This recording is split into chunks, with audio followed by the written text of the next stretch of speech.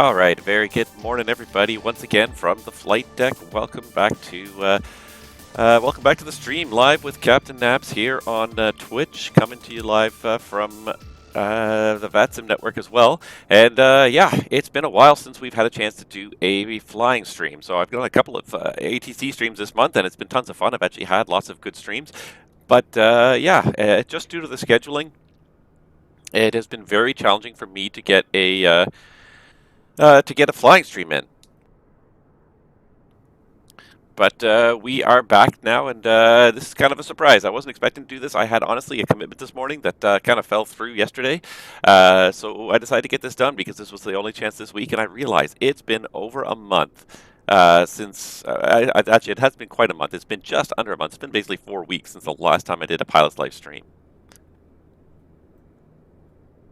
Just going to turn my mic volume down a little bit because it looks like it might be overmodulating just a little bit as we go here. So just going to turn it down just a little bit here. Yeah, it's been almost a month. I didn't realize it had been that long. It's been much longer than I normally would like it to go. But just the way the schedule works, that's the schedule I'm in. I tend to work weekends, which means that streaming on weekends is not going to happen very often unless I end up with a weekend off, which, because I bid to work weekends and have days during the week off specifically to adhere to the rest of my family schedule, yeah, days off on the weekend are very few and far between. So that's the way it is sometimes. That's what we do, and so this is the chance I get to stream is on a Wednesday morning with everybody. So hopefully a few of you can catch this, and hopefully the rest of you are watching this at some point on YouTube and get to enjoy a little bit of time streaming with me. And I realize, of course, like always, I have put myself on the webcam, so there I am. Hey, everybody. Welcome to the stream. As you can see, we are sitting here today with the Alaska Airlines 737 in front of us here. It's a bit hard to tell from this angle, but today we're going to change it up just a little bit. Instead of using the 800, we're going to use the 700 Series 737, and we are going to do a leg today from Seattle down to Los Angeles, LAX. So Seattle down to LAX is the next leg in my pilot's life career. So that's what we're up against today.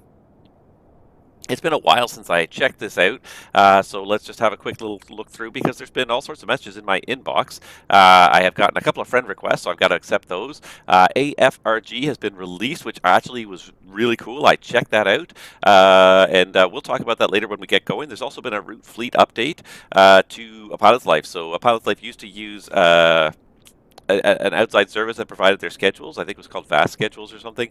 And now they've gone to using an internal system to generate the schedules for the various airlines to sort out all the airlines that they fly with, etc. So. Yeah, they've been sort of updating that little by little, changing the way. So hopefully the routes will be more and more current. They won't be relying on somebody else to provide the schedules. They'll try to keep the schedules as up to date as possible. So yeah, Simbit World has not been sitting on their laurels. They've been slowly tweaking more improvements to their sim. So we do have a friend request, so I am going to just go and accept that really quickly here because I said anybody who wants to be my friend here, I will accept you. You can go ahead and watch my status as we fly around here because, heck, I do it live on Twitch. There's nothing wrong with letting you guys see it here. So one new friend request, and John McClane. John McClane is now my friend. I may not accept a friend request from Hans Gruber, but I will accept a friend request from John McClane. That's hilarious. Just look at some of these stats here. So this software premiered like 9 months ago. There's been almost 250,000 flights recorded since this version 2 of the software premiered. Total number of pilots registered, 5,200. Connected pilots right now, 287, 202. Almost 500,000 recorded hours of flying in this pilot's life career. So tons of fun happening here. Lots of neat stuff. And it's just a really great way to generate a schedule as well. Tons of fun to kind of keep going with the career progression. I'm not doing it quickly by any means. Some people are doing it really quickly. I am not. I am just slowly making my way through my career. I'm still like a junior first officer here. I'm still a junior first officer. I still need another 866 experience points to get to the rank of first officer. So it's because I just do this online. So I do it about 3 or 4 times a month at most. So that's why it's all in front of you guys. It's all live. You've seen everything of my pilot's life career here on this Twitch channel. Feeling a little tired this morning, so we definitely need that jet fuel to keep me going there. But yeah, so that's what we're up against here. So we are parked here at the gate. We're going to get going. My target takeoff, or my target off the gate time was 10 after the hour, which is 20 minutes from now. Honestly, with the time it took me, I had a little bit of trouble with the streaming software. It didn't want to show the overlay there at the top properly at first, so it was being a bit of a pain. So I don't think we're going to make that 10 after time, but we'll do our best. That being said, this is how you'd often find an airplane parked at certain airports. So a lot of airports, for security purposes, once the flight is disembarked at the end of the day and the aircraft is done at the end of the day, oftentimes they will take the bridge off the aircraft again. And this is a security measure because there's no other way into the airplane without that jet bridge. It's a little bit of a security measure to keep people out of the airplane if they're not supposed to be there. So, yeah, so you may see this or you may not see this at different airports, but we can definitely get that jetway going at this point. And yeah, Alaska Airlines will be our handler today. And it looks like we loaded some different ground equipment now. And the other thing we can do, of course, because it's going to take a few minutes, is get that fuel truck over here. On its way. And actually, the one thing I'm going to do as well is just make Please sure. Don't load aircraft until the fuel truck arrives and ask to do it. Is that we actually cut back on the amount of fuel in the airplane. There we go. So welcome back to the flight deck. We're just going to do a real quick little rejiggle here. And we're going to put this down to about, we'll say 5,000 pounds is how much was left. Typically, that's kind of how much might be left after a flight. I mean, it depends very much on what the situation is, but yeah, and then we're going to set a random payload for today.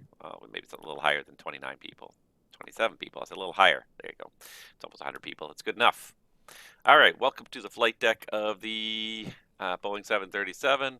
Let's get this thing fired up here. So in the dark, we're trying to do this here, but the battery switch should be right here. Somewhere. There it is. And then hopefully we can get some lighting on in here. There we go. Now you can see what we're doing. We do have ground power. If I can push the switch in the right direction, we'll get some ground power established and we'll be able to do some things here. Get some panel lighting going on here. There we go. Lower panel as well. Get some panel lighting because it is still dark, but the sun's going to come up probably by the time we get airborne or shortly thereafter. So I already don't stream in the dark, but today it's going to be okay because the sun's going to come up as we're going here. All right, so what we'll do is we will get this FS2 crew started if I can find what I did with it here. I had it here somewhere, I think, or did it shut down on me? It's just because I've got too many things going here. There we go.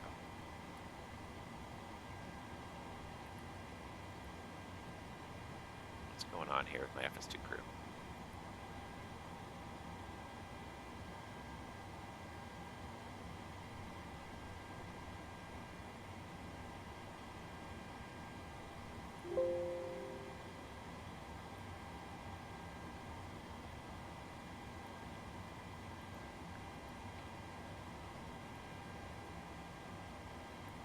Let's start setting up.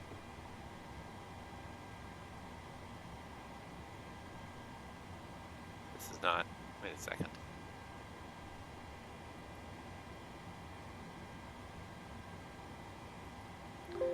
Because for some reason, this is not my FS2 crew, this is Pushback Express. I did have a little issue when I was launching the PMDG 737 FS2 crew here, so I guess by accident, when I was trying to relaunch that, I relaunched the Pushback Express instead. Fuel truck is in position. Let's start setting up. Please Roger. Don't load aircraft until the fuel truck. Please use your airplane fuel system to set the desired fuel quantity. All right. Oh, jeez Louise. Stop doing that sort of stuff. Honest to goodness.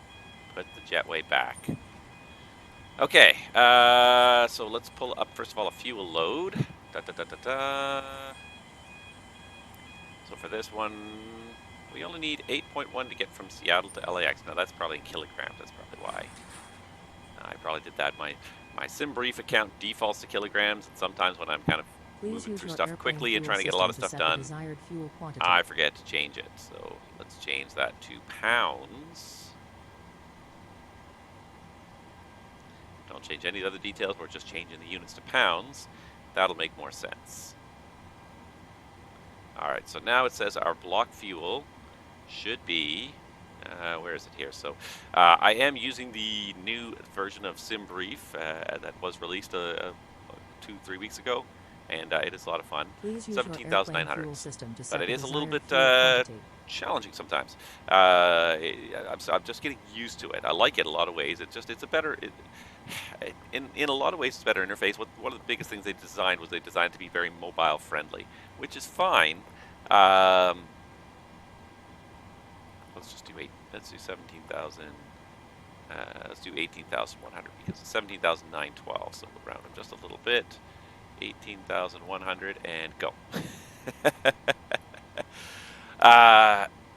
Yeah. Are you doing your thing? Yeah, he's done his thing. So let's get these into nav. So center phone is off. The electric controls are on. Flight recorder's checked. Overspeed clock is checked. It's been on long enough to check the stall system. There we go. I got the stall system checked as well. Now he's going to turn them off again. Oh, you've got to be kidding me. Like, I waited like 3-4 minutes, and now you're doing it. Oh, you're a jerk. And so now he's made this not work again. See, and this is what... And I swear I changed this setting to an FS2 crew. I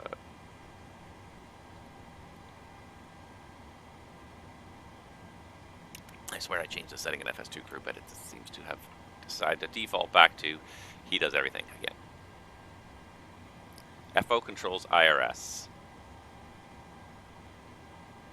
Alright, I'm unchecking that box, so in the future, I am going to be the one that sets these to nav, because for some reason, he always waits until I am just do it myself, and then he goes and F's with it. And, annoying. Actually, we can't put that on yet, because we're still fueling here, lights are good. Alright, and what we can do now, he's doing all those checks as well that I just did. We gotta get onto one page here. Either he does them or I do them.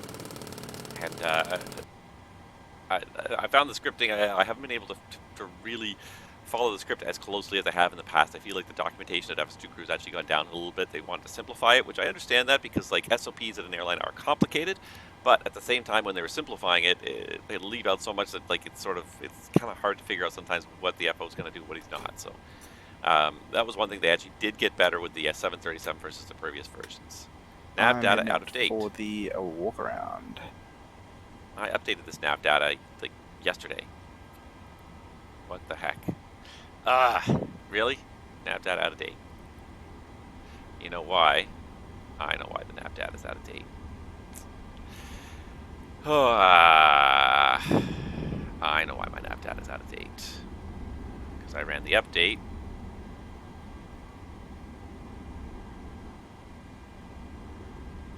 And my 737s were not online when, okay. That's why the nav data is not up to date. Okay, so I guess what we'll do is we'll fly it with out-of-date data right now because I don't think that our route is too complicated. It's a pretty common route, and I don't think anything too much has changed. We'll be alert for any changes when we start reviewing the charts. But and most airlines will have a contingency procedure for this. If you have an out-of-date database, they will allow you to continue, provided like you manually verify the lat and long of every waypoint as you go. They'll allow you to draw from the out-of-date database, provided that you follow the procedures. So while it is preferable to have an up-to-date database, yeah, part of the problem is that I did start using that MSFS add-on linker software, which is great in a way. And I think it has improved the load times of my flight simulator because I started removing things that I'm not using. So they're not loading into the sim if I'm not going to use it during a certain flight. However, you've got to remember to put that stuff back in there before you try to run updates. Any updates that you try to run when the software is not present, when it's not linked, the software won't be found and you won't be able to do the updates. So yeah, that's why our database is out of date. All right, we can deal with this. Unfortunately, the one thing we can't deal with is this guy's ineptitude when it came to the IRSs now.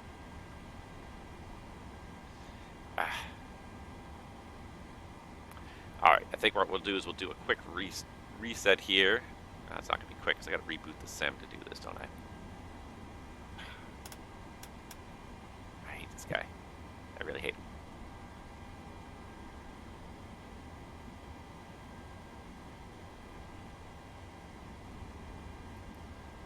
because he sits there for like 5 minutes before he starts doing the overhead flow. It's like when we sit down, your first job is to get this overhead flow done.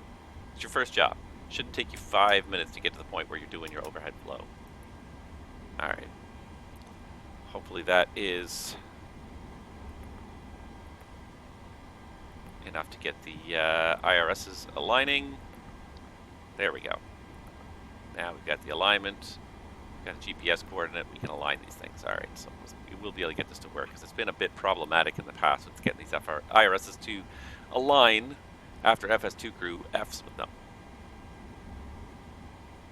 All right.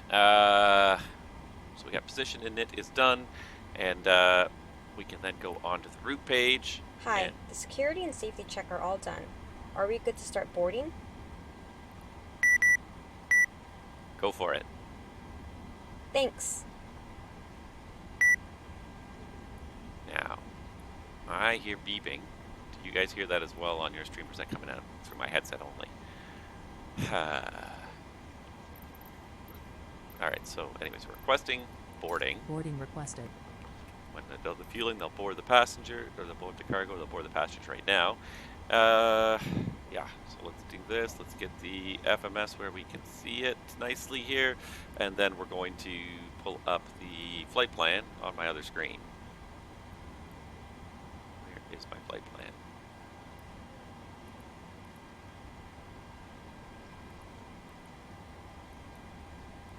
All right, here it comes. All right, so this is Alaska 1092 today, Seattle to LAX. And so we'll go ahead and type this in here. So I'm going to use my AviaWorks EFB just because it allows me to type without losing the flight plan overlay on the screen there. Do you want to board crew? Yes, you can board everybody. It's fine. Pilots boarding starting. Thank you. Because that's exactly what happens when I try to click something on the screen is my flight plan disappears. So today we are going from KSEA Seattle to LAX, KLAX. And let's see here. Just trying to see if I can actually see it. I'm just below the camera angle here. All right, so we're going to do a departure out of Seattle today. And what's the weather doing? I don't believe we have any ATC online. This is the other trouble with streaming on a weekday morning is ATC can be hard to come by during that period of time when I was doing nothing but streaming during the week. It was, or on the weekends, it was great. We had all this ATC, so much ATC. I frankly will be surprised if we get any ATC today. We might get some LAX by the time we get down there. All right, so Seattle is looks like they would be in a south flow with the winds 140 at 5. The departure, the Summit 2 departure. So we'll do 16 left. That usually seems to be the departure runway on the Summit 2 departure, and that takes us as far as Summit, which I'm just going to pick Lakeview, but I'm sure Summit is in there. Legs, and yeah, Summit Lakeview. So all I got to do is clear out Lakeview. Your crew has boarded. Delete Lakeview. Passengers boarding starting. And that's everything. So from Lakeview, we go direct to Jinmo. And why am I on the lights page? I should be on the route page. Direct Jinmo, then Quebec 7. As far as Jaguar, and then direct Burgle for the Ironman 2.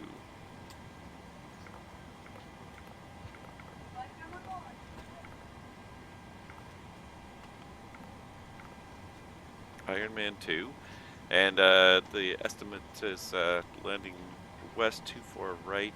I don't know my LAX configurations. I really don't. I'm just going to pull it up really quickly here on my tablet. KLAX. And 248 actually does, it is the northernmost runway, so usually that seems to be what happens with the arrivals, is you tend to do, so I don't have it on the screen right there, but there's my LAX, and 248 is definitely the, probably the favored arrival runway for coming from the north, so that actually makes a lot of sense, so let's go back to that. 24 right. And I don't know what fix to put in there. I'm back. There are no issues on the walk around. Good We'll aeroplane. just do Ironman 2 from Burgle, and we'll just do ILS 24 right. We'll look at it once we get on underway here. We'll have lots of time to look at it. So we can activate and execute that. He's done the walk around. That's great. And let's see here. So perf and knit. ZFW on this flight plan is 129.6.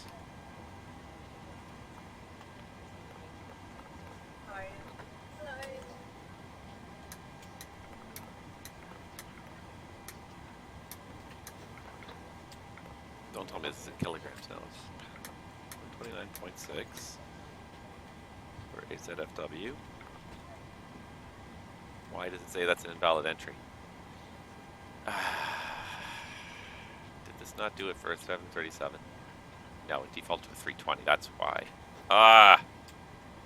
Because I did it straight out of SimBrief, and SimBrief wanted a 320 on this route. We wanted to do a 737. That's why. It's the only trouble with these shortcuts. Like, you get right into the system, but like, if you're not careful, and I was rushing through this because I didn't. I had those technical issues, so then I was rushing through trying to get the flight plan file and get this stream started because I wanted to leave in 4 minutes from now, and that just is not going to happen. So now, how much fuel do we actually need? 15,000. We're going to have lots of extra fuel on this. And what we can also do actually is make sure that the passenger load, since we're recalculating everything, matches what we've got here. So let's see here, optional entries, passengers. We're going to say, I believe we said 97. 97. And that should generate a pretty realistic ZFW. So we have too much fuel now. It's a 737-700. Burns a little bit less gas than the A320. All right, we will get this flight underway, but it's going to be one of those mornings, isn't it? All right, Hi. so let's. Here's the fuel slip. Thanks. Welcome. Have a nice flight. So now we only need 15,200. We have 18,200, so we got about 3,000 extra pounds of fuel. It's not efficient, but it'll do. ZFW 106.4 pounds. There we go. It likes that number. Reserves today. So 53.37. So we'll round it up to 5.4. The cost index was pretty low at 5. With that extra fuel, we can bump this cost index up now and get this flight done. The cruising altitude 37,000. Cruise wind 353 at 70.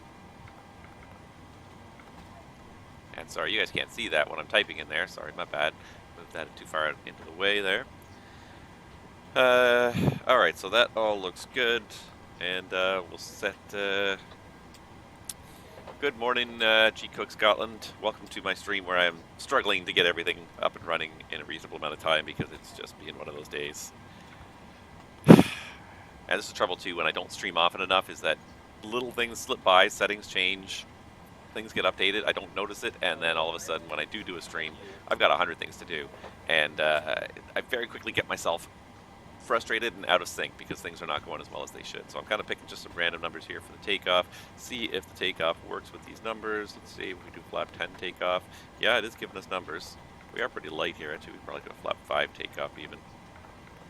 123, 125, 131.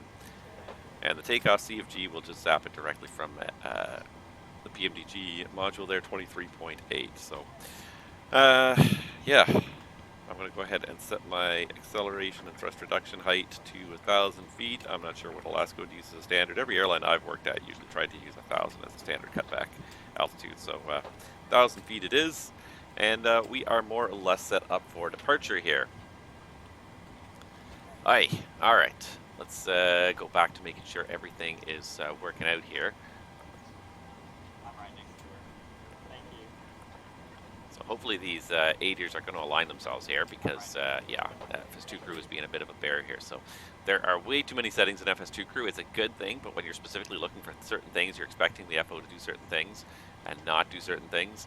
I think what I'm going to do as well is remove FS2 Crew controls jetway. The control in the doors. Okay, good. They're all aligned now. But what I did do on page 2 is that FO controls IRS is now unchecked. So I'm going to set up that IRS because I'm tired of him. I'm tired of him messing with it because it seems like he waits a long, long time. I think he's not going to do it. So then I go and turn them on, and then he goes and turns them off about 5 seconds later. It seems to have happened for like the last 3 streams pretty consistently. So I have taken full control of those IRSs now, and to heck with the FO at this point. Just to keep it consistent, and that's FS2 Crew. Like I love their software in a lot of ways, and it's really smart software. It does a lot of great things, but and I think a lot of the problems I have with it's limited again by, I want to give them a lot of benefit of the doubt here and say it's probably limited by the SDK that's been developed by Asobo here. Just do my overhead flow here, but it seems that like in Microsoft Flight Simulator, there's been a lot of problems FS2 Crew had that didn't exist in the P3D version, and I think a lot of it comes down to not being able to read as many variables as they used to out of the system. So fuel, we got 18,000 to the fuel truck leave, which would be the other sign. So, and he did come and bring us a fuel tank, and he did say he could fuel tank. So yeah, we can go ahead and put the seatbelt sign on. But yeah, they're not able to read as many variables. The biggest one is the jetway variable. This is the one that is hugely noticeable, and I don't know why Asobo has not put in a variable for this to detect whether the jet bridge is attached to the aircraft, detached, or whether it's moving. Because all these different pieces of software constantly just toggle the jetway. So you turn on FS2 Crew and it toggles the jetway away, and then you turn on GSX and it toggles the jetway towards you. And you know, if you've toggled the jetway yourself, then all it does is switch it back and forth. All these pieces of software assume nobody else is moving the jetway. I don't think it's just FS2 Crew. I think FS2 Crew is just another victim of this unfortunate crackdown on the API and the SDK for Microsoft Flight Simulator, where Asobo is letting these developers have very little access to what happens inside the sim. Another great example, Flight Level 370 is our cruise. Another great example is like Active Sky said that they can't do anything right now with Microsoft Flight Simulator because Microsoft Flight Simulator gives basically no access at all to the weather engine. I guess we need to get the fuel pumps on here. We'll get that APU up and running. Alright, he cycled that thing. Alright, so let's get the flight directors on. No, that's not the flight directors, it's the auto thrust. Flight directors on. And we can arm the auto thrust, I guess, as well. Speed. Let's see here, takeoff speed, V2 is 131, so we'll set 131. And I don't know what the runway heading is here in Seattle, but we're going to figure it out in a second here. It's about 160. And we'll get the altitude in a second as soon as we pull up the charts here.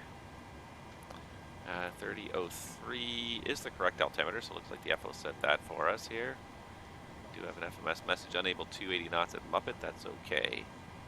Just check these indicators here. It's a lot of work, especially when your first flight of the day. It'll be a lot of time. You know, most of the airlines I've worked at give you somewhere from 45 minutes to an hour 15, depending on the type of operation. 45 minutes to an hour 15 from the time you report to the airport to the time you're expected to depart. So you're supposed to be at the airport an hour, 45 minutes to an hour 15. Most of them kind of average about an hour.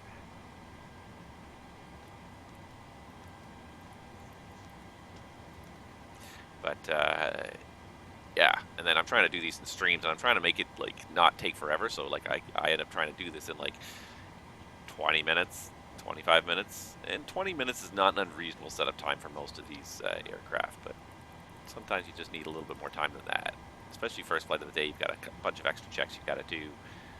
It just takes time. The important thing is not to rush through it. Whenever you do show up at the airplane, you know, if you're late, so be it. The most important thing is safety, so depart when you're ready and not before.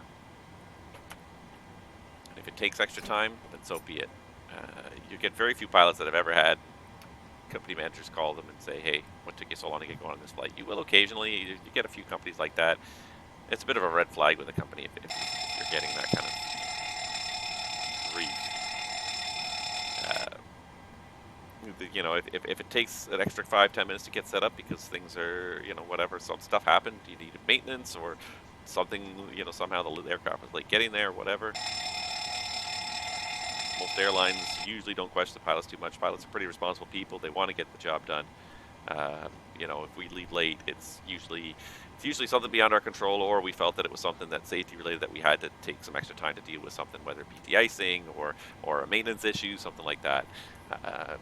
Pilots in general get a lot of leeway and a lot of faith from the company, so they don't usually get hassled too much if it takes an extra 10 minutes to get off the gate. Anyways, I think we're just about ready for the briefing here.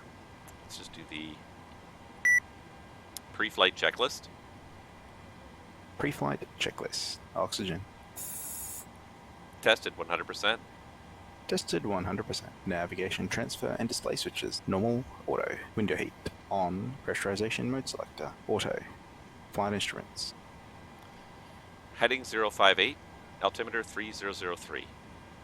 Heading 058. Altimeter 3003. Parking brake. Set. Engine start levers. Cutoff. Pre-flight checklist completed. Are you ready for a departure briefing? Are you ready for the departure briefing? Go ahead. You guys are hearing that beeping as well, right? That's new. So I did have to do an FS2 crew update, and I do hear these beepings are new.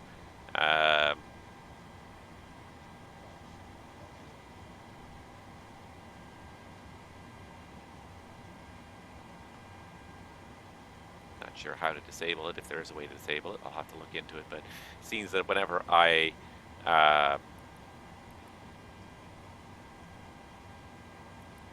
press the mute button, it seems to give me a little beep there. That's new. That didn't used to do that. So I wonder if there's an option to remove that. I'll have to read into it.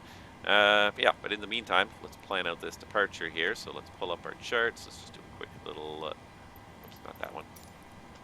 Not that one, that one.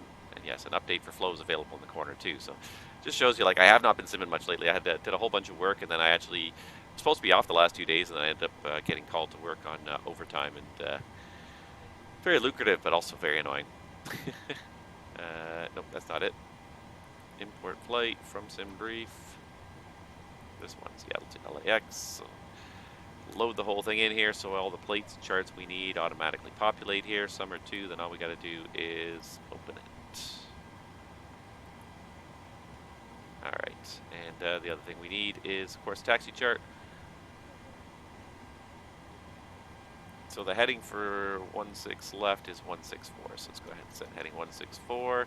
Alright, so we are parked over here at the North Satellite on, I believe it's gate November 9 or November 10. So we're going to push back and taxi, we're going to taxi Bravo Charlie to get to runway 16 left. Pretty straight forward taxi, no hotspots along that taxi route. Departure today is the Summer 2 departure. Plate 20-3 Golf, effective on the 19th of May of 2022. So there's no recent change to this one, so it should all be good here in the database still. Let's get the legs page up here to make sure it's all there. So for 16 left and center, climb on a heading of 164 and the Seattle 161 radial to the Nevjo intersection, and then left turn heading 131, intercept Seattle R146 to Summer. So heading 131 to intercept 146 to Summer. And then from Summer on assigned transition, maintain ATC assigned altitude, ATC assigned. So we haven't gotten one, so 10,000 feet works for me right now. We'll leave 10,000 in there, and I don't think we're getting ATC this morning. So 164 heading to Nevjo, then 131 heading outbound until we get that radial into Summer, and Summer is the end of the arrival actually for us then. That's direct Jinmo on our routing. So that's all in there. Let's see here, terrain. Obviously there's terrain east of the field here in Seattle. Up to 6,400 feet, so we could do the turns as published here, and as long as before we make this intercept we're above, call it even 9,000 feet, we should be safe. I see an 8,200 foot sector altitude down here to the south, and 16.7 even higher off here, so we should be able to make that. If we do have any kind of engine failure, we're going to turn most likely off to the west and do a right downwind, right-hand circuit, deal with the situation, and come back and land. Weather's not terrible right now, but it's a little bit misty here. 3 miles in mist, and it says few at 0, overcast at 400. So it is safe enough to come back. This would be the kind of day where you want to do a takeoff alternate potentially. Now we don't, oh, we do have a takeoff alternate. We do have a takeoff alternate in here, Eugene, Oregon. So let's just double check the weather in Eugene as well. Just checking it here on my vPilot. And the weather in, really what I should be checking is the TAF as well. So what I can do is go airport, go KEUG, and Navigraph lets me do this here. And what I can do is go information, weather. And more important than the actual weather right now is the TAF. Make sure it's supposed to stay nice, and it is supposed to be few at 1500 is the worst. So Eugene, Oregon works as a takeoff alternate. So this is one of the neat features that the new version of SimBrief brought up, is automatically offering takeoff alternate. So I didn't do anything to get that takeoff alternate in there. I just simply generated the flight plan, and it automatically offered me a takeoff alternate because it saw the weather in Seattle was close to the IFR minimums, and said you should probably have a takeoff alternate. So it automatically offered that. That being said, just like with everything else in SimBrief, you can change it. If you don't like that takeoff alternate, or you just want to remove it, you can change that. But that's another neat feature. They've added an automatic takeoff alternate assignment, which is great. All right, terrain, weather, operational, no MELs. Everything works on this aircraft, and yeah. No TAMs for the departure. Let's just pull up that flight plan one more time here. Just check and make sure there's no exciting no TAMs here in Seattle now that I've briefed everything. And as a pilot, I would have looked at the no TAMs really before we even started setting up. Usually when you get the flight plan in the flight planning room, or on the train, or sitting at the gate waiting for the airplane, usually you'll check the no TAMs at that point along with everything else in your flight plan. So yeah, I don't see any no TAMs that affect our departure there. Hopefully the APU should be up and running now. So we can go ahead and disconnect the ground power, and yeah, we can get the APU bleed on as well and start getting some heat to those ducts. Cabin is looking a little cool there. Let's get past your cabin. Yeah, passenger cabin was quite cool. All right, it looks like boarding is done. I think I'm ready to go. You guys ready to go? I hope. All right. Any questions? Any questions? No questions. Hey guys, all packs are on board. Are we clear to close? Thanks, it will be a short taxi. Thanks. Let me know if you need anything.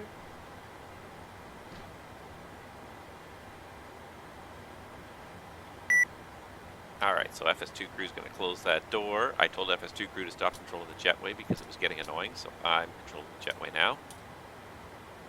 So now it should be retracting and pulling away momentarily. There it is. Good stuff.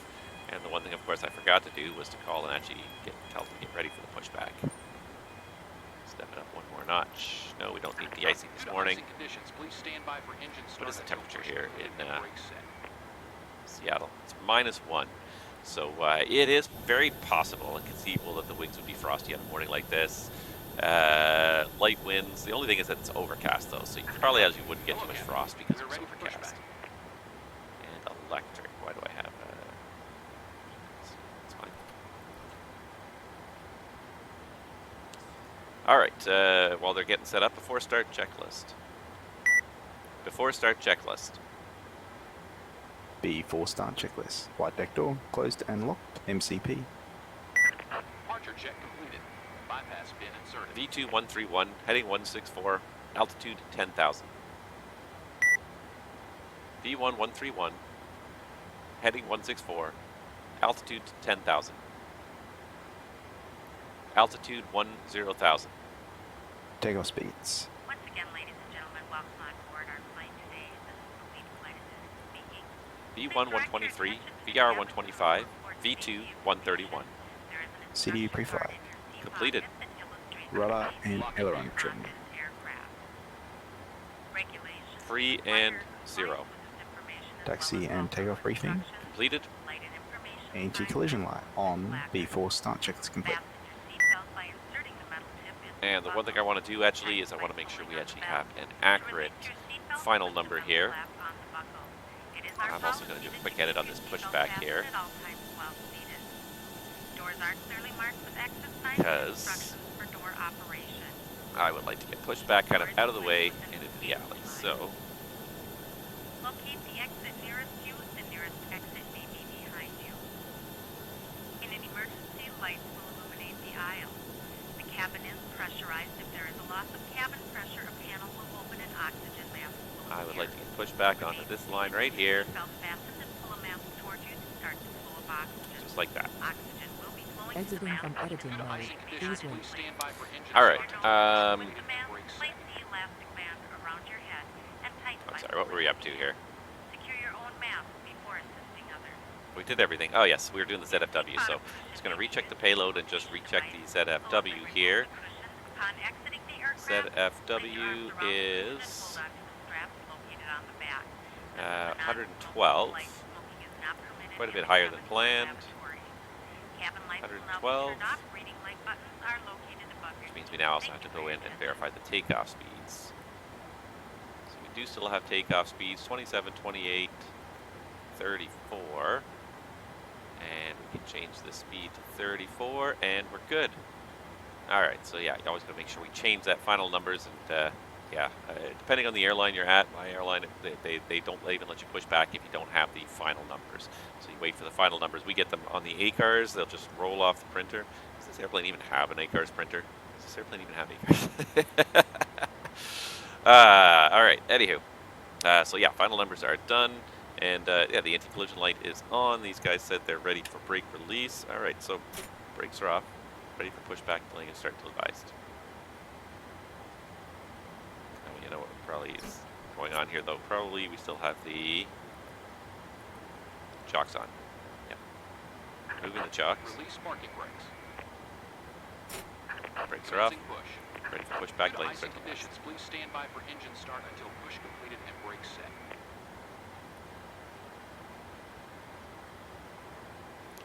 Alright, and I just realized that you guys probably didn't hear that, so there was a call here on VATSIM, but you guys didn't hear it because I don't have this configured properly, so give me 1 second. The output has got to be onto...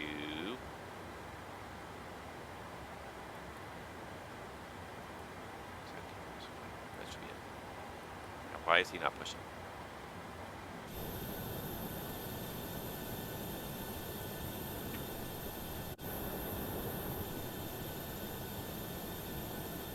I see the trail there.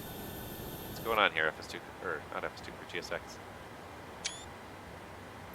Let's try it one more time.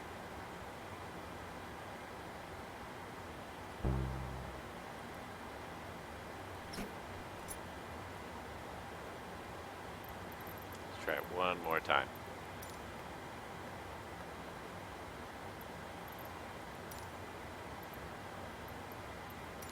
Due to icing conditions, please stand by until push is completed and brakes are set.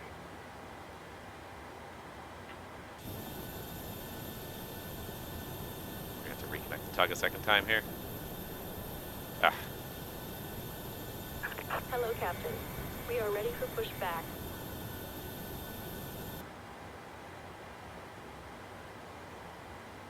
so here comes the person to hook up the tug. Okay, so we'll do this one more time. Because I got distracted by radio call there, I didn't hear what they actually said, so I think they somehow got out of sequence. Departure checks completed. Bypass pin inserted.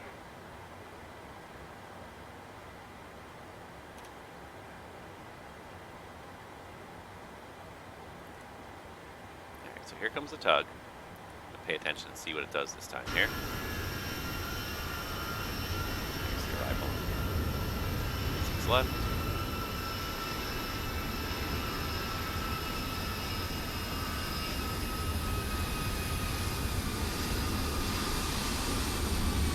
Locking gear. It's funny how small that the 737-700 looks after flying the 800 around for a little while.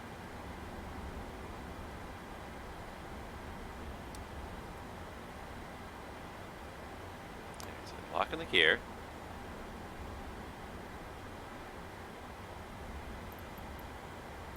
Use autosave, quick edit pushback, use that one. Release parking brakes. Commencing push. Due to icing conditions, please stand by until push is completed and brakes are set. Alright, and this time we're pushing. Alright, perfect. Love it, love it. How do I like FS2 Crew? I like FS2 Crew a lot. Uh, I liked it more in the P3D era. It has issues in the Microsoft Flight Simulator era, and I think those issues are more still related to what Asobo allows developers to do. I think they block a lot of functionality, so there are things about it that I find frustrating, but I don't think a lot of it is the fault of the developers. I think it's just they're doing the best they can with the limitations of the system that they have. That's my general take on it, anyways. I do like it when it works. It's great, and when it does work, like other than my little fight with the FO this morning over who's setting the IRSs. The interaction today has been really quite good. The checklists are being read quite nicely. The flows are working out quite nicely. Everything's coming together very nicely.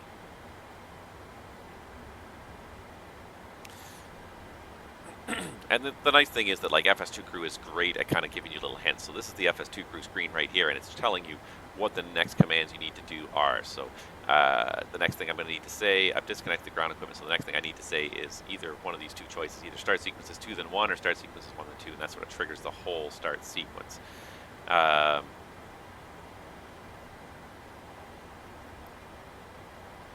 Important, you must announce the engine start sequence first. So there's lots of kind of little hints on the screen, so if you keep this kind of in the corner while you're using it, it's great. Once you learn it too, the nice thing is it's nice to have as a reminder. Once you learn it, it's not too you can just stop looking at the screen, so it's kind of nice as a hint. Brakes are set, front fins are moved. We have a good engine start. You can disconnect. We don't have a good engine start because we're told not to start the engine until we disconnect. All right. Start sequence is 1 then 2. Check. Start engine 1. Starting engine 1. All right, so he's going to do the initial Checked. part of the start here. Checked. All right, so he's doing the initial part. He got the start valve open, and I am doing Oil the pressure. fuel. Unlocking gear. So we're looking at 25% and 2, and then I add the fuel.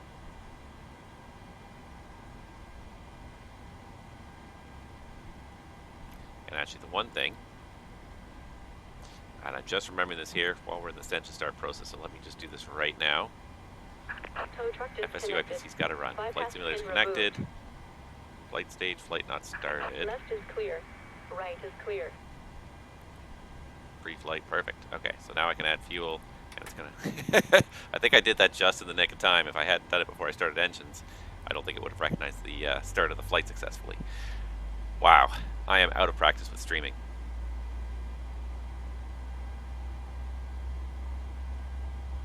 But yeah, I mean, if you can watch the stream and you can kind of make your own judgments about FS2 Crew. It mostly works pretty well. I do have issues with it occasionally. The voice detection is not perfect, and it used to be better. I think that I think it's more has to do with what Asobo allows. That it's become very. The voice detect seems to have become more finicky than it used to be. All right, there's 56. Start a cutout. Start valve goes off. I have to wait for him to tell me that the start valve is, or the start is normal. Number 1 stable. Start engine 2. Starting engine 2. But yeah, having that voice control is great. I really like having the voice control. I think it's a fantastic feature. It just adds so much Oil immersion. pressure. It makes you feel like you're a 2-person crew working together to get things done. And I've said this before, but FS2 Crew takes advantage of the fact that airline SOPs are so specific, anally specific sometimes. Just you have to say the exact right phrases, which is great when you're trying to write computer software because only a certain number of exact phrases are acceptable. So as far as writing the voice detection software, you can actually do it very well, more so than with probably most other applications and simulations. You can do it with aviation because airline SOPs are so verbiage specific. You have to say the exact right thing at given points in time. And there is some real-world variability, if I was to say. But again, I can't see it here, but it gave me 4 different options on what I could say. I could say start left engine, start engine 2, start number 2. There were like 4 different options I could use, so you can Start a cutout. You can still have a little bit of variability in there. All right, so they are long gone. All right. Number 2 is stable. Flaps 5.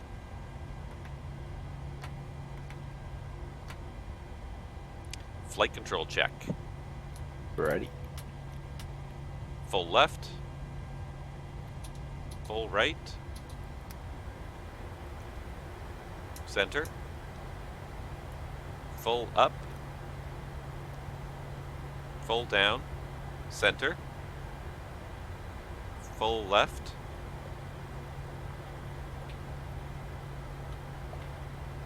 Ugh. Rudder pedals slide out. Checked. Place too Checked. hard. Checked. Full right. Center. Flight control check complete. Before taxi checklist. B4 taxi checklist. Generators on, probate on, anti-ice off, isolation valve, auto, engine start switches, continuous, recall. Checked. Checked. Auto brake, RTO. Engine start levers. Idle detent. Flight controls. Checked. Ground equipment. Clear.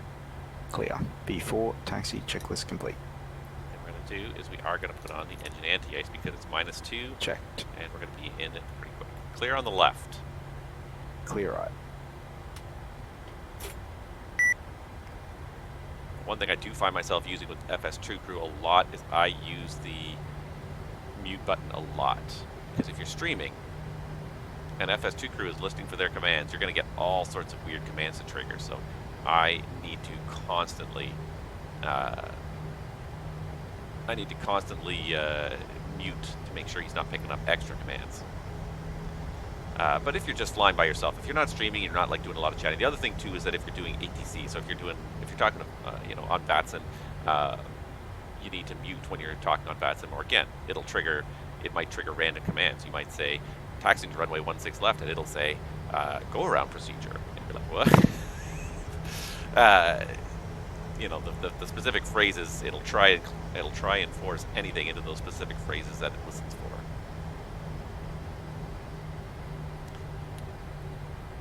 Seattle traffic. Alaska 1092 is at the terminal. We'll be taxiing Bravo for departure, runway 16 left. So but again, you can do a lot of things about that. So I have a hotkey. I have M as my hotkey for muting it. So as soon as I press M, and you can actually see it here, I get this little icon here. It's right in front of my field of view here. This little icon here that indicates that it's no longer listening to anything I say. So as soon as I pressed M there, you saw the yellow mic disappeared, and so it started listening to what I said, which is why I couldn't, of course, say anything at the time, so then I pressed it again. So having that in the background and just knowing that key, so I know that M key, so I have to constantly kind of listen for it. And one thing we didn't do, wow, I am so out of practice here, so we didn't actually set up our FMA here, so we got LNAV and VNAV armed for the departure.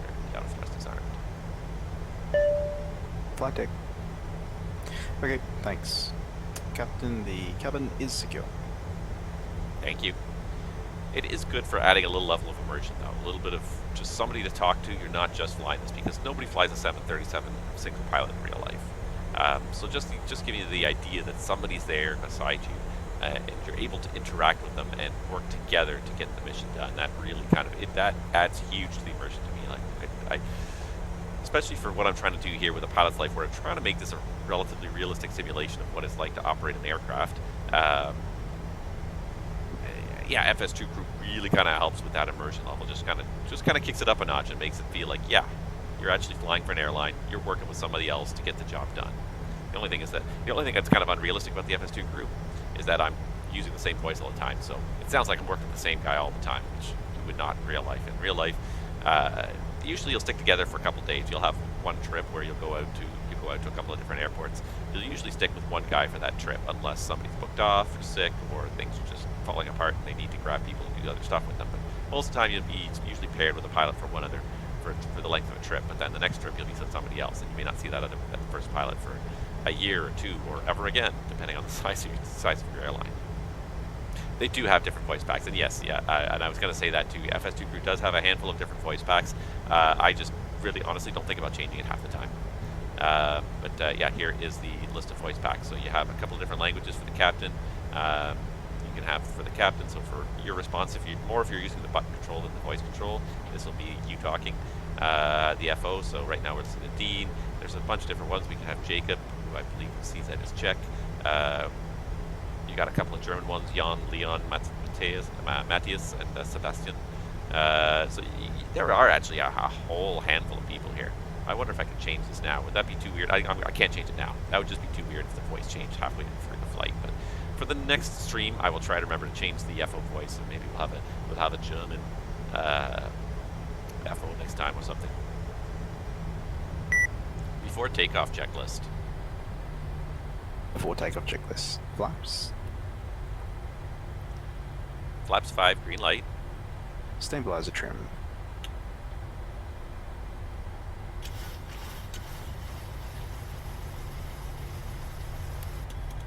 5.5 units. Before takeoff checklist complete. Alright, I think we're ready to do this.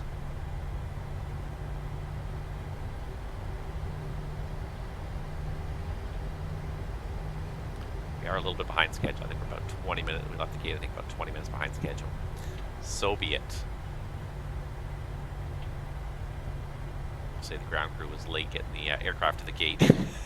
Because we didn't get on the airplane and start doing stuff until like 20 minutes before departure. So that's actually not too bad for us to get going this fast.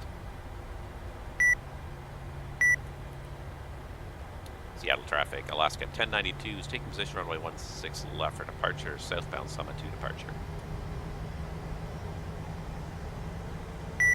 Runway entry procedure. Okay. Cabin crew, take your seats.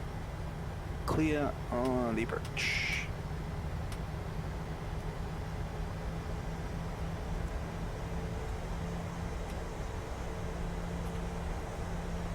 Ready to go.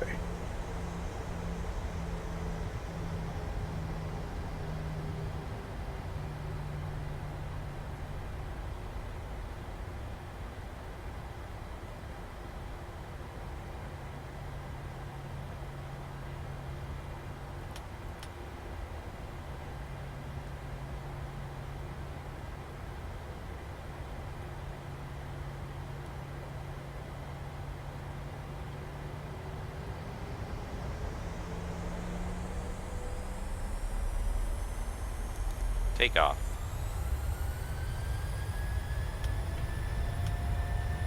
Thrust set.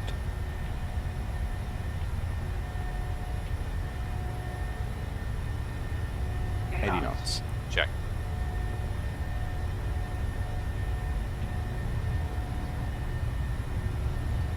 V1. Rotate. Rotate.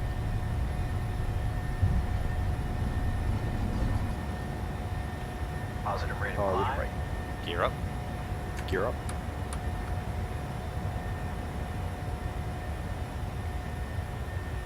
.400 feet. LNAV. VNAV speed. Checked. Checked.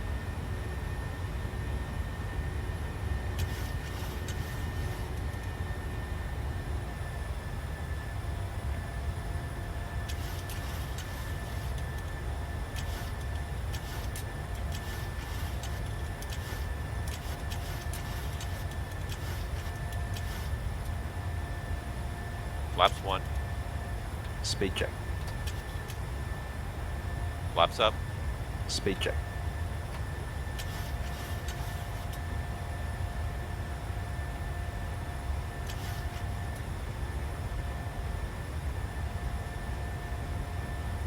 Autopilot on. Flaps up set.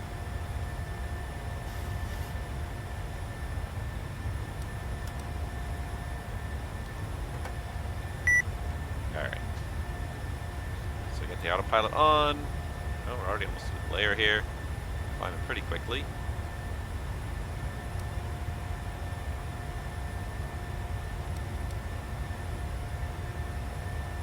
Try to be 9,000 by the time we get to that intercept point, and there's the 10,000 foot arc, and it looks like we're going to make it just fine. We accelerated to 250, and we still have the NTIs on. As soon as we kill that, we'll climb even better. After takeoff checklist. Autopilot on. After takeoff checklist, engine bleeds, on, packs, auto, landing gear, up and off, flaps, up, no lights. After takeoff checklist complete. Autopilot on. Happy to release the cabin crew?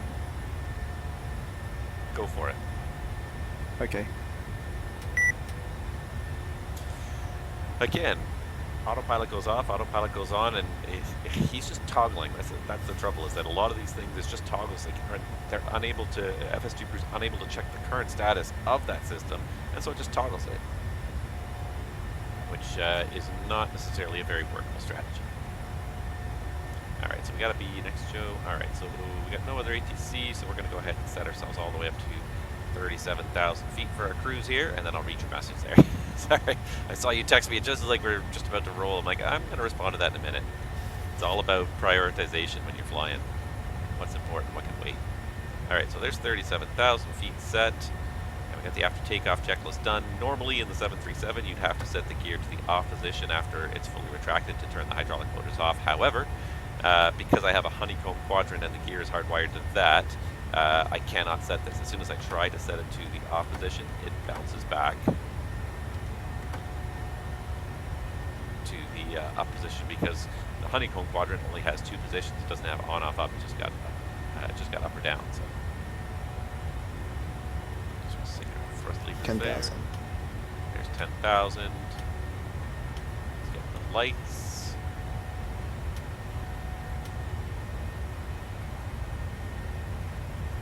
Happy to release the cabin? Go for it.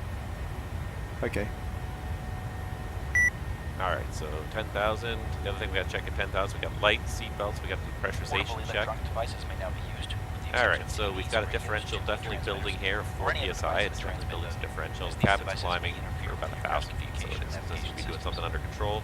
The other thing we have to do, of course, at 10,000 feet now is tune up the current frequency. So 21.5 on number 2. And I'm trying to become very cognizant of doing this on stream just to show you guys what we're doing here. So now we can listen on COM 2. As we go here, we should technically have this built in. Alright, there we go. And we're on our way. We can probably kill the engine anti-ice as well to get our performance back. And, yeah, looks like a beautiful day out there. Alright, sorry, missed all your chats there. I'm using TrackIR, I've got TrackIR, but I couldn't get it set to my liking, and I don't like wearing a hat or a headset if I can avoid it. Yes, absolutely, you can see this here. This is the TrackIR headset here.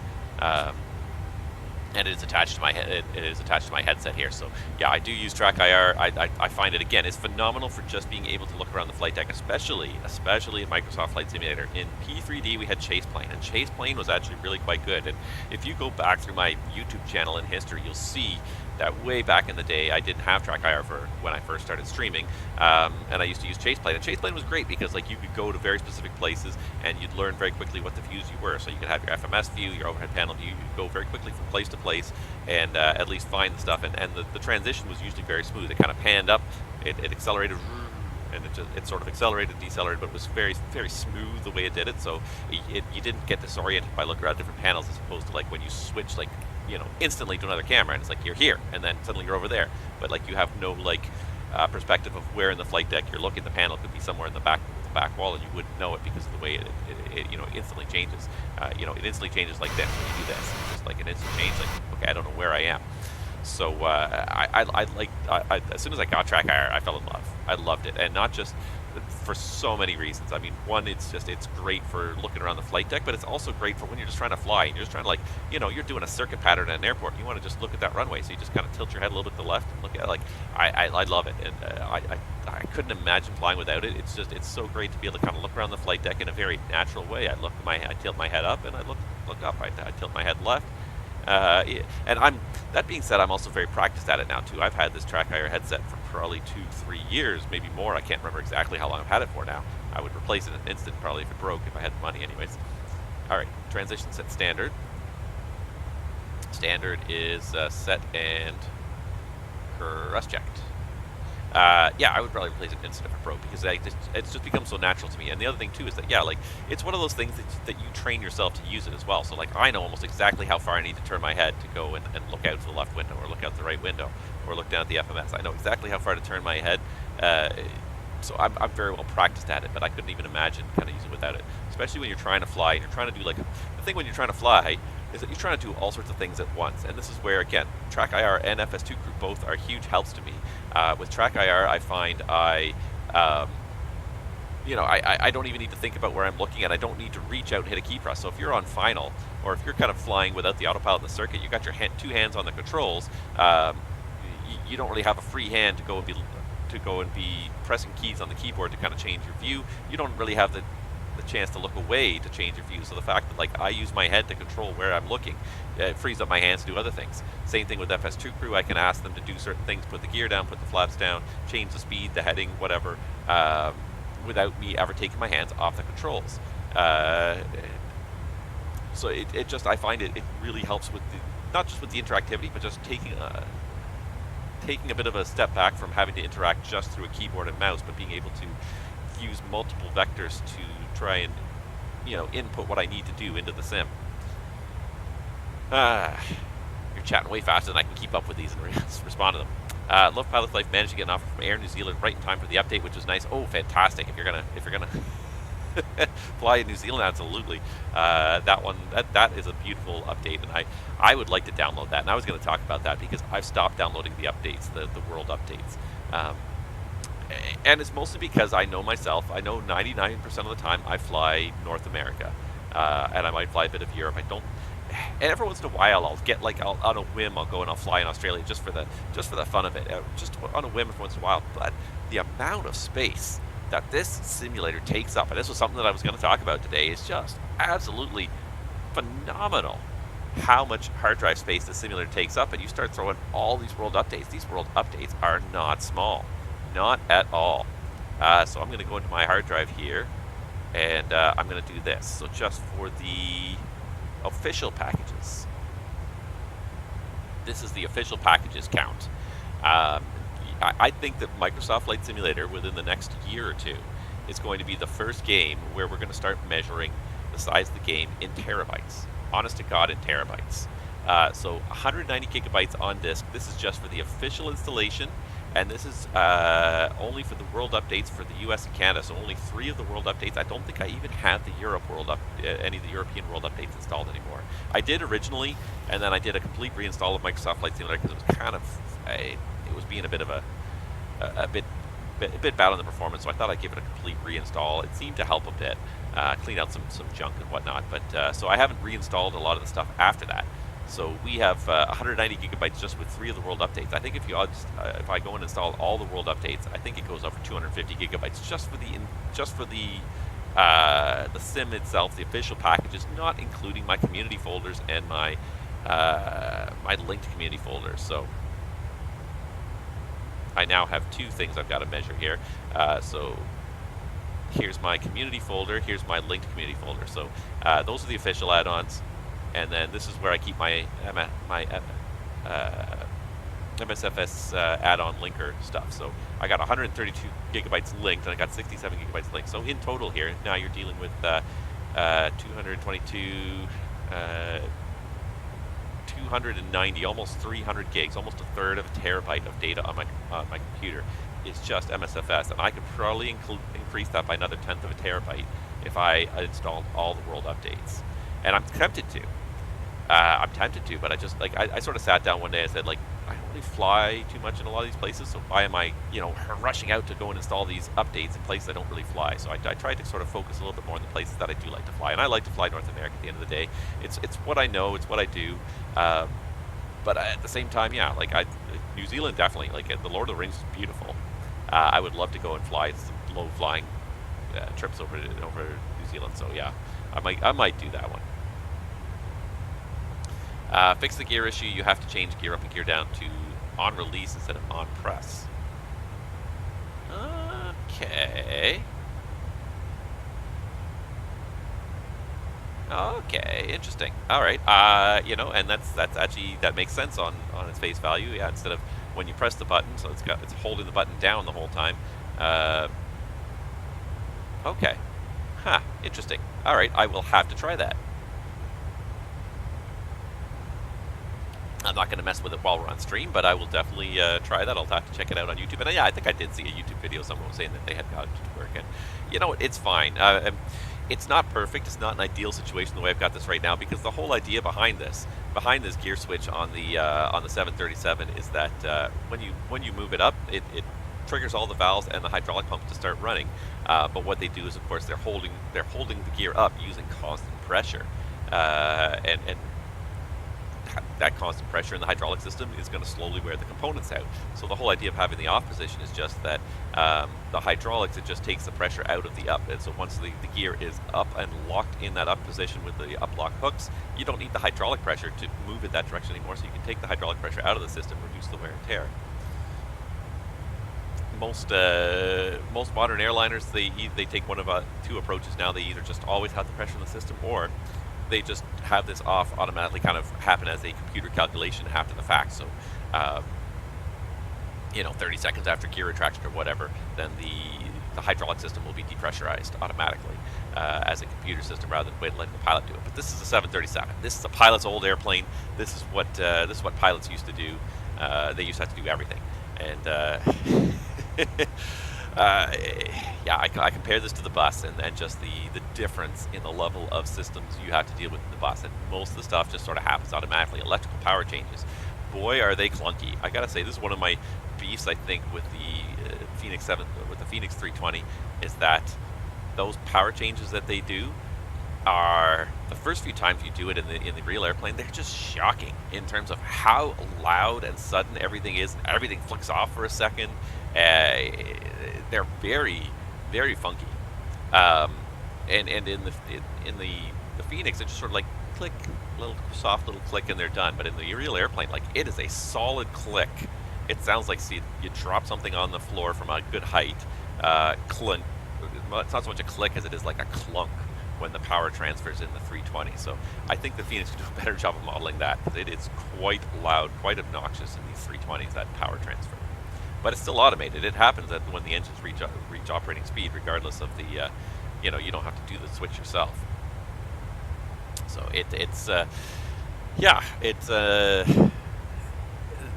is the 737. It's an old airplane. This is an airplane that you do everything yourself. All the icing systems you do yourself. Now the 320 you do that, but I mean, hydraulic system on and off when you do the engine starts.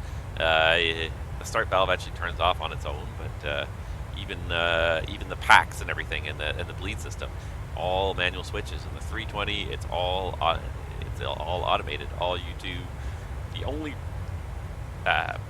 bleed switch you ever really normally operate in the 320 is the APU bleed on and off.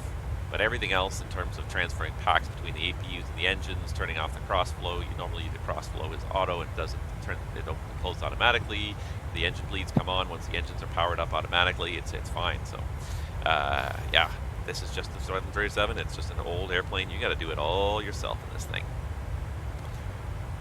It's amazing sometimes that a crew of two can get through this stuff.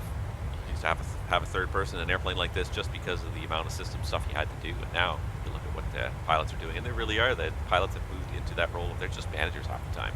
They sit there and they watch, and so that's why, like, it's kind of nice when you do take the opportunity to fly the airplane itself and get a little bit of practice. If it's not IMC, if it's bad weather or whatever, by all means let the autopilot do its thing. Use the automation to your advantage. But when it's nice weather, take that autopilot off. Do some flying yourself. $1,000. Roger.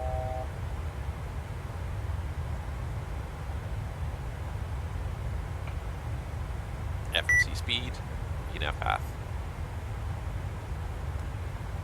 Ladies and gentlemen, in just a few moments, we'll begin our meal service for the flight. Please refer to the menu given to you on boarding for the 2 meal choices and your beverage choices available. Well, that was not the best. That was not the best level off there, but within 40 feet, anyways. Now she's got it back under control there. There we go. All right, and we're underway to LAX. Let's just have a quick little top of climb cruise check here. So the first thing we're going to do is we're just going to check the progress page here. So we're showing 1714. That's not too bad. Let's just pull up our flight plan here and see what our flight plan here had. So go back to the times and weights. Our sched arrival into LAX was 1750 Zulu, and we're showing landing at 1713. So we're actually ahead of schedule. we're actually doing really well here. 17:13, really? Is that time correct? Wow, we're making really good time to LAX today. Nice. Good, so we'll be there ahead of schedule, so there's no need to necessarily speed up the cost index. You could do that. That's always an option as a pilot, especially as a captain. You could look at it and you can say, hey, do we have enough fuel? And you'll usually have these analysis depending on your flight plan, but Lido will have this analysis here, should have this analysis. Here it is. So if we were to do a speed change, if we were to go to cost index 100 instead of 5, which we're at right now, we would use about 400 pounds more fuel. We'd get there 6 minutes faster, so you can make a reasonable estimate of whether it's worth changing things and whether you have the fuel to do it. Because we have the 3,000 pounds extra because of my kilograms, pounds debacle, or sorry, my 37 320 debacle this morning, we could definitely do that if we wanted to get there a little faster. But again, it also comes down to value. Like 6 minutes, is that the difference between being on time, being late? Then maybe it's worth it. But if you're 45 minutes behind schedule, is 6 minutes really going to make it? One company I worked for, they made it very clear in their operations manual that once you fall far behind on the schedule, there's no point in flying a high cost index to catch up, because everything's already screwed up anyways for the whole rest of the day. The connections are probably screwed up. Getting there 5 minutes faster when you're an hour behind schedule is probably not going to make the difference to too many things in the day. It's not going to make a difference to whether the airplane's going to get there on time, whether the crew's going to do the out. These things are usually measured in hours, not minutes, and usually the time you get back is just minutes. So if this is the difference between being, maybe showing on time and not, maybe it's worth speeding up. But it's that once you fall really far behind, there's no point in flying a high cost index, wasting a lot of gas to try and get somewhere quickly, because at the end of the day, you'll increase your fuel burn by 500 pounds, cost the company $500, $600, $700 more in fuel, and you'll get there 5 minutes earlier. That will really make so little difference at the end of the day. It's not usually worth the extra effort. Flying the Fenix to Wellington right now, but for the 737. I'm very much torn. I have to say that I think I like the Fenix better than the 737, than PMDG 737, for a couple of reasons. First of all, I think the modeling is a little bit higher fidelity even than PMDG managed. It's got everything's fully functional too. They've even had the working EFB, which still we're waiting for here at PMDG. We're getting there, I think. I think they're getting close, but it's still a work in progress. Probably the most fun thing I like about the Fenix, is the random failure button. So if you go in, I think it's what do you do? I think you do data, config, and then you have random failures, and then on the top right corner of the random failures page, there's just insert random failure. So you can time it, or you can just simply insert one at any given point in time when you're bored during your flight, and you don't know what's going to trigger. It doesn't tell you what triggers. It just says random failure inserted, and then that's it. And then something happens, and you may not even know what happens. That's the fun part. Like, you don't necessarily know. It may show up right away as soon as you do it. It may, like, boom, fact 2 failure, and like, oh, okay, I'll deal with that. Or it might be something so benign, like the failure of one of the center tank pumps, that if you're not using it, you won't even get a message about it until you land. But I just love that random failure. I wish that PMDG had a random failure. I love service-based failures too. The idea that stuff could randomly fail at any time based on the service-based failures, based on the service life. But I just love that idea of just a random one. Just throw something at me. I'm kind of bored. It's been 3 hours of cruise. I haven't done anything. Nothing much has happened. Throw something random at me and let's just deal with it. And because if you go in and you pick the failures, you kind of already have a plan of action when you pick the failure before you even know what you're doing. But if the failure just comes to you randomly, there's that whole startle and like, okay, what am I going to do with this? Like, if I was to say, okay, I'm going to do a cabin pressure failure right now. Well, before I've even said that, I kind of looked outside and said, yeah, there's a couple of mountain peaks around here. There's definitely some terrain around here. Going back to Seattle might be an option, or Portland. But I've already started that process of thinking of what are the permutations of the failure I'm going to trigger before I even trigger it. So there's something about the random failure where you don't know what the implication is going to be. It could be very minor and benign. It doesn't do anything. It could be something crazy wacky. It could be an engine fail or a fire or something, and you're like, oh, okay, now we got to go land something right now. You don't know what's going to happen. I like that random failure is just great. But I have to say, just the fidelity of the Fenix model itself, like the whole thing, the way it all interacts is just absolutely phenomenal. You pick a failure, you can do it. I have practiced. I have practiced the electrical emergency config in the 320 using the Fenix. I've practiced depressurizations and engine failures at altitude. Hydraulic failures, dual hydraulic failures. I've practiced all these things using the Fenix 320, and it's incredible how realistic it does. It does everything, like the electrical emergency config. I mean, it does everything. You lose most of your screens. You're just flying on just the number 1 circuits, and you land, the wheels hit the ground, and through, I think it is 60 knots, then you lose all the screens, and you have no screens left for the taxi, and that's what happens in the real airplane. It's insane. Yeah, I'm bad enough at flying without failures. Well, and that's the nice thing too, is that a lot of these airplanes, like, you can set everything to be bulletproof and nothing ever fails. You just get used to flying the airplane. But absolutely. But one of the biggest things about being a pilot is being ready for that unexpected, things that you're not ready. And how do you deal with it? That to me is the interest, is the joy. So, but I don't have a whole lot of people watching right now. I've kind of made it my repeated mission. That if I can get enough viewers in my channel, each time I have a reasonable number of viewers in my channel, I'll fail something while we're going, and we'll deal with the emergency. So I'm going to set 10 as the arbitrary number right now. We don't have 10 people. If we can get 10 people watching this channel, I'll fail something. If we don't get 10 people in here, we'll carry on. Situation normal. But that's the only problem with the 737, is that with PMDG's product, is that I can fail stuff, but I can't pick to just randomly fail something and not know what I'm failing ahead of time. I have to go in and say, hey, what do I want to fail? Well, let's see here. I can fail. Can I fail here? Yeah, but like, you have to go into the aircraft, into failures, and say, what do I want to fail? Let's just check to make sure that random service-based failures are on. And I mean, you can even set like a schedule, like you'll get certain random number of events, but like,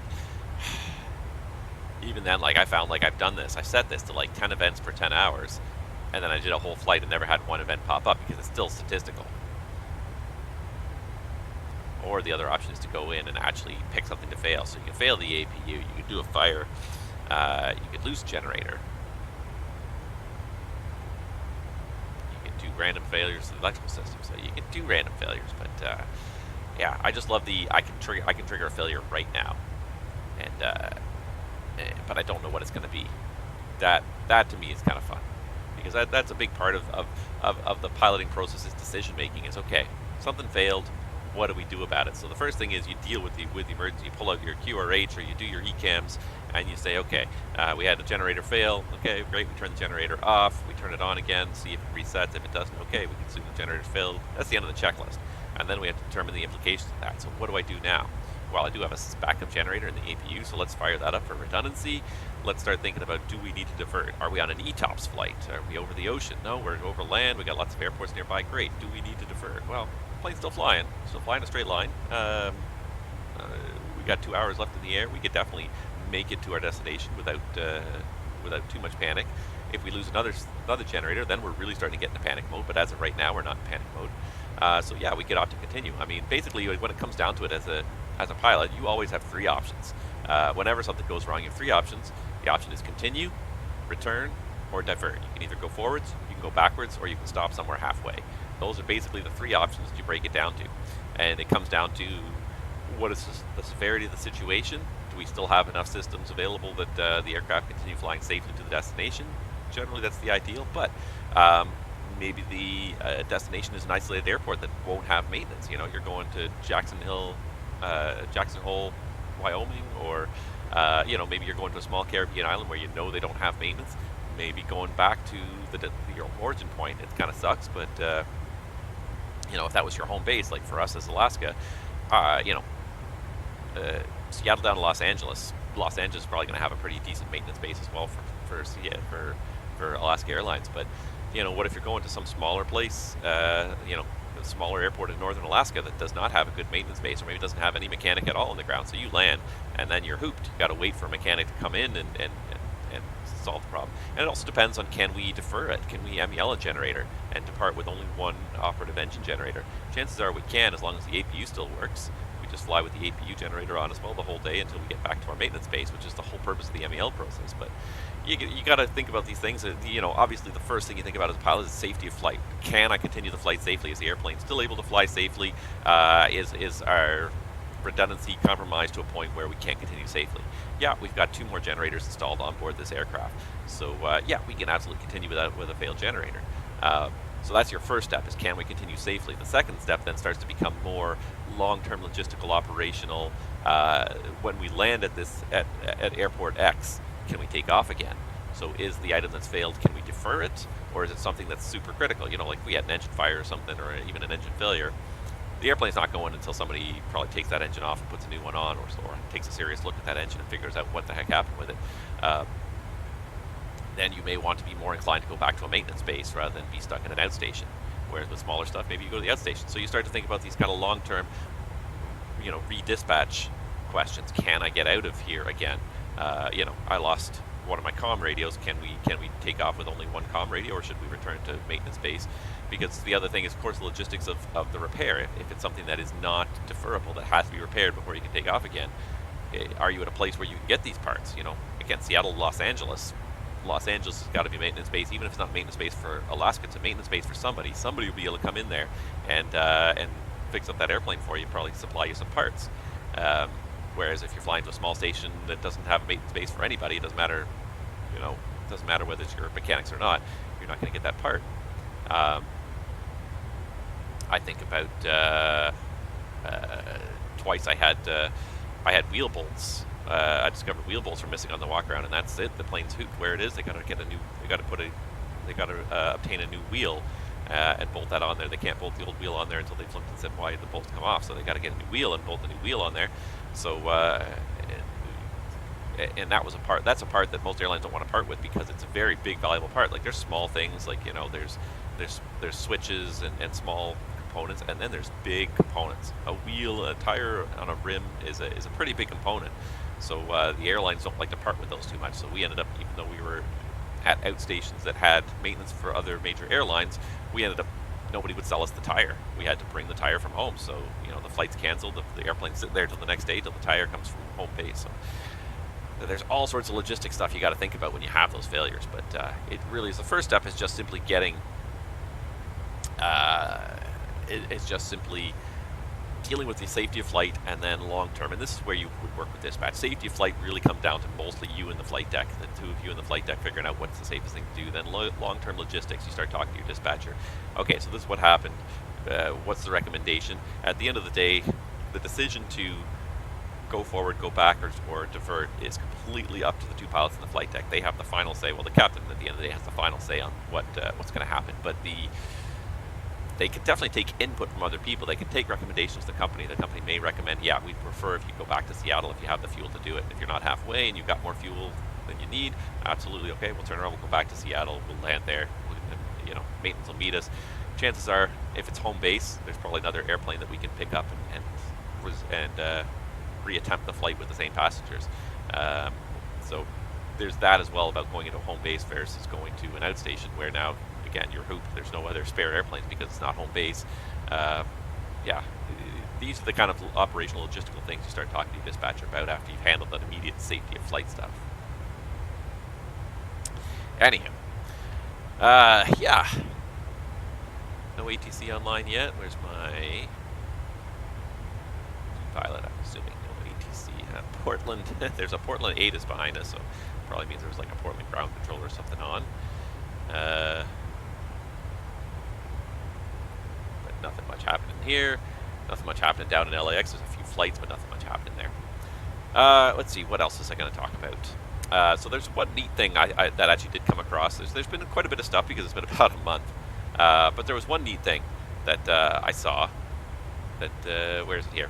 So, and I don't know if you saw that here in a pilot's life here, but this was one of the messages we had here on my dashboard. There was a new piece of software that was introduced called AFRG, which is a random flight generator, which is basically kind of takes a little bit of the schedule generator from a pilot's life and puts it out to like a little bit of a standalone app. So I'm going to show you guys what this does, because I thought this was really neat. And for those of you guys that sit there and like say, what the heck am I going to do now? It gives you something to do. So we're going to run it here.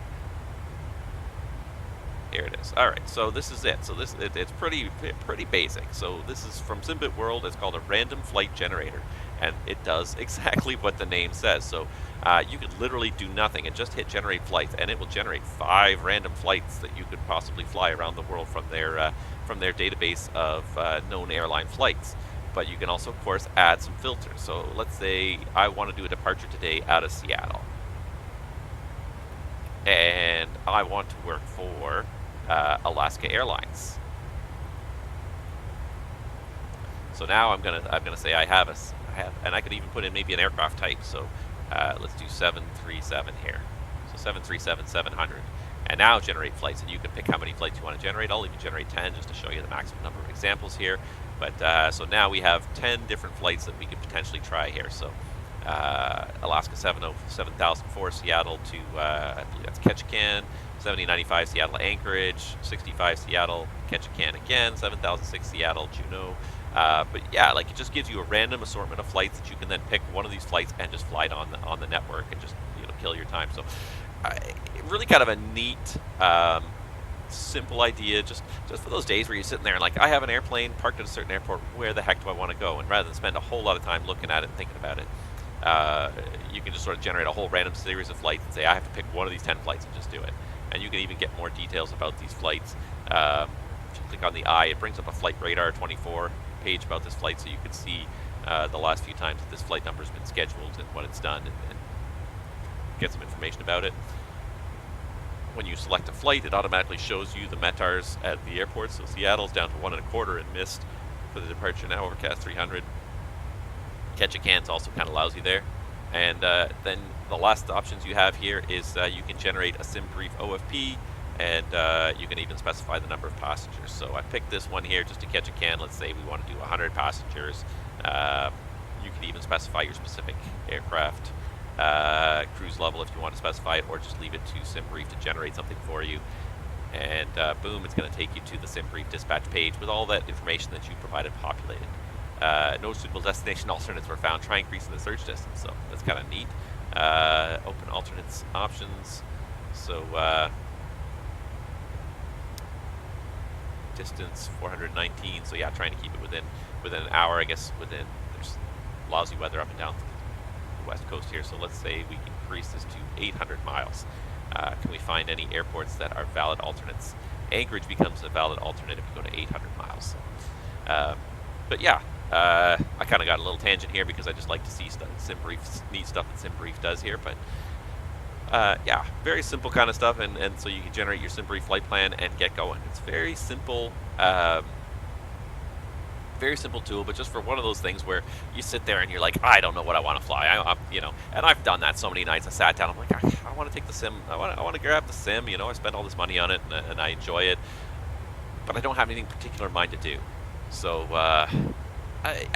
yeah, it's free. It takes up very little space on your hard drive here. Now I'm curious. I'm all about the hard drive space here. I'm not all about the hard drive space, but I just thought it would look like it's very simple little piece of software here. So I imagine it is 3.95 megabytes.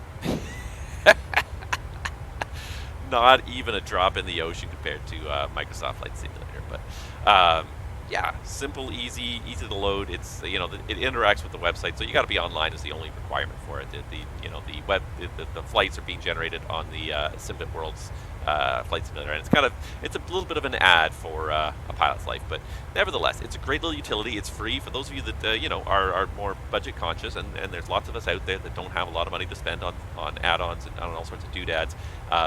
Just a chance to set some random flights for free. And even probably has a night mode there. There you go. I kind of like night mode better. But yeah, neat little piece of software. I saw that come out. I'm like, oh, that is really kind of genius, because that is really truly one of the strengths of Simbit World's Pilot Life is their flight generator. I really think that's one of their best, one of the strongest strengths of the whole software is setting up this schedule to fly. And slowly sticking to it. We're slowly getting through it here. So we're doing Seattle, LAX today. After that, we go Seattle. Pardon me, we do LAX down to Guadalajara. From Guadalajara back through LAX, back to Portland, and then we'll do a San Francisco turn.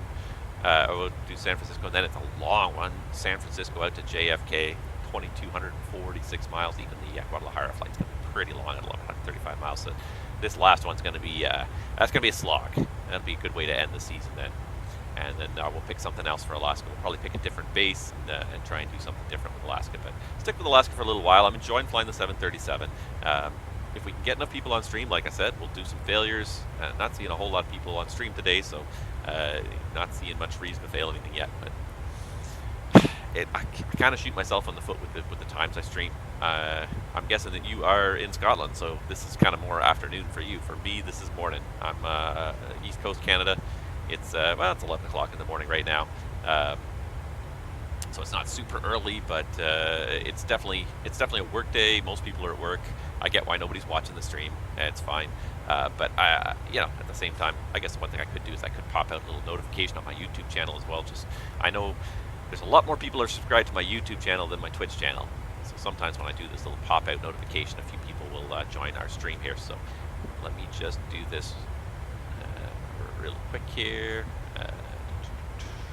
Send out a little shout out on the YouTube channel here to see if I can get a few more people into this channel. I don't think we'll probably get enough for the failure, but you never know. Let's see.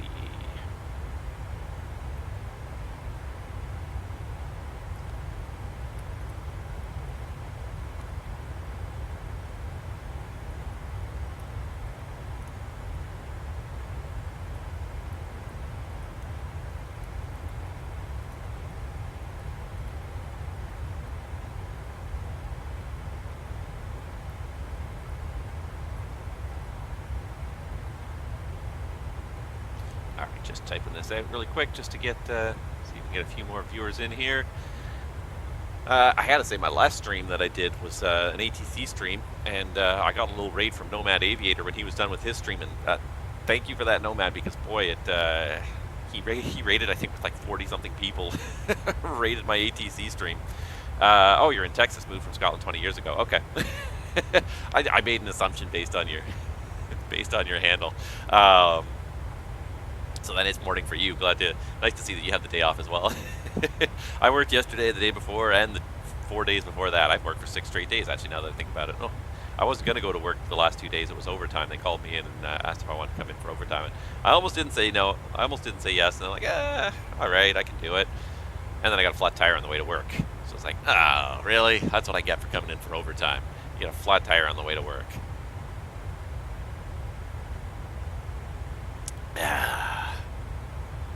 That really kind of put me in a sour mood for the whole rest of the work day. I tried to make light about it, but just then you got to hang it over your head the whole day. You're like, oh, now I gotta drive home on the spare. I gotta go and find some time to go and put a new tire back on there.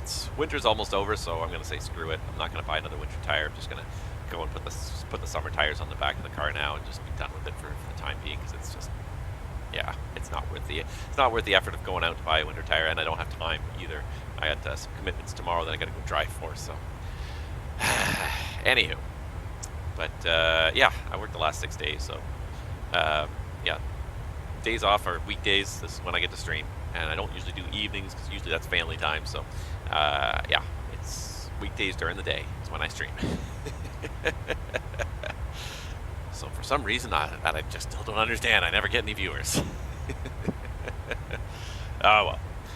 Maybe I got one there. I got another viewer. The view count went up by 1 as soon as I sent that message out. So somebody's watching after checking me out on the YouTube video or the YouTube channel. Thank you for tuning in. We're not doing too much. We're on our way down to LAX. If you got anything to talk about, please ask some questions. Just trying to think now.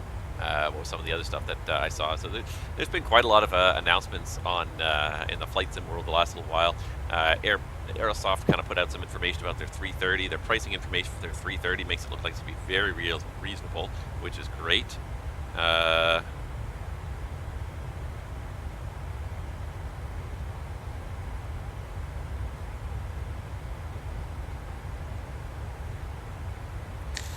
And yeah, I just got added to the volunteer list, so I just volunteered to sit in the sim at work when I don't have other stuff to do. there's a few people that recommended it. They said it's really good when you're new because you get a lot of extra chances. When you're sitting in the sim as a volunteer, you're not being marked. Only the person that you're with who's actually there for their sim session is being marked. You're just simply there as the other person is. So in my case, as the first officer, just to sit there, seat fill, run through the motions, do the SOPs, be there to support them, but you're not being marked. It's only the person who's actually there for their official sim that gets marked. So, but it's a great way to it's a great way to make a little bit of overtime. Get a little bit more practice at the operation sometimes, and especially at the more unusual stuff in the operation. We go in the sim every 4 to 5 months.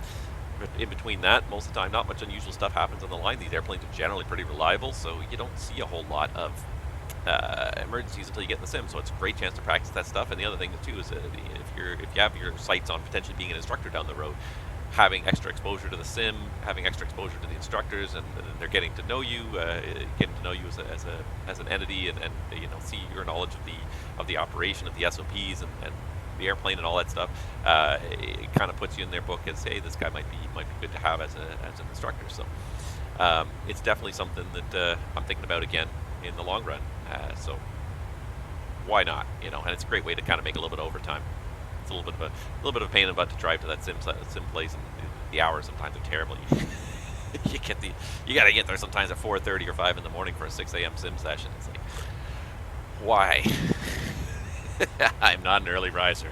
Why? But anyways, it's something I've been thinking about anyways.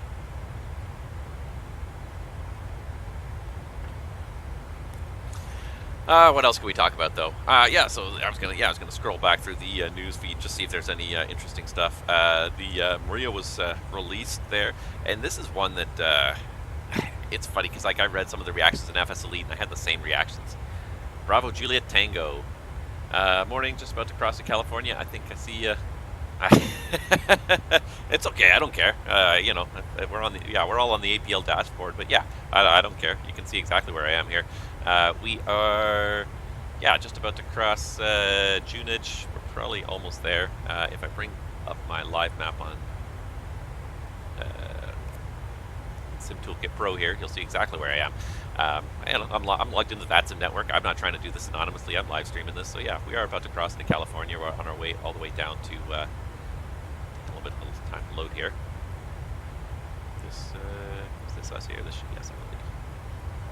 Yeah, that's us. So yeah, we just crossed into California, on our way down to LAX. So we still got probably about an hour to go before we land there. So just did not want to load the ATC today. That's fine. I don't care. BJT headed ACA 517 from CYVR down to Honolulu. Yeah, and not much to look at. That's one thing. Flying the oceans, at least, when you're flying over land, you can look out and be like, oh, look, pretty rivers. There's some roads, there's some towns, there's some villages, there's some stuff happening down here. You fly to Honolulu, it's just water. Clouds and water. White and blue. That's all you get for the next 4 hours. I hope you brought a good book to read, or hope your FO is someone good to talk to. Yeah, and that's sometimes what I do. Like, obviously not when I'm streaming, but sometimes even throughout the day, like I'll throw on a flight while I'm studying or something like that. ATC shows up, I can kind of put it down and talk a little bit. I do, because I like to do that to support kind of the VATSIM network and support the controllers that do log on. So I try to log on as much as possible. The other thing I'll do as well is what I've been kind of on a kick of lately is I've been doing a lot of FSEconomy flying lately. Mostly because that Longitude is such a nice airplane now with the avionics and aircraft update that I've been flying a ton of that in FSEconomy. I've been actually trying to make enough money to actually buy my own Longitude that I can fly around in FSEconomy. It's a nice airplane, so I've been flying a lot more GA, and it's kind of fun. Again, I fly mostly during the day. I fly a lot in the morning, so I don't do as much. I don't tend to hit up the ATC as much, so I'll often just set it and forget it, and just go walk around the house. Make some food, drink some coffee, read a book, do studying, whatever I got to do, and I'll just check in on it periodically. Most of the time, I don't get much ATC during the day, but nice to throw those ones out there. Yeah, the Longitude is really great, and I just love FSEconomy just for the randomness of it all. Just like I was showing with the RandomFltGenerator, it's a great way to kind of pick random airline flights. To me, FSEconomy is just fantastic for just picking random general aviation flights. So airports combinations that you're just not normally thinking of. that don't even enter into your radar half the time. And you just pick an airplane, pick a flight, and just do it. And then you fly it on VATSIM, and it's great because the controllers, I think the controllers get a real kick out of the random GA stuff, because that's what really throws wrench in your plans. When you've got all these airplanes, all these airliners that are focused on the major cities, oh, everybody's coming into LAX, I got to, and you've got all these preset stars and all these designated arrival corridors into LAX, and everyone's just being sequenced in LAX. It's easy. It's when you throw the one guy that's going to Santa Monica or going up to Van Nuys that wants to go across underneath all your arrivals.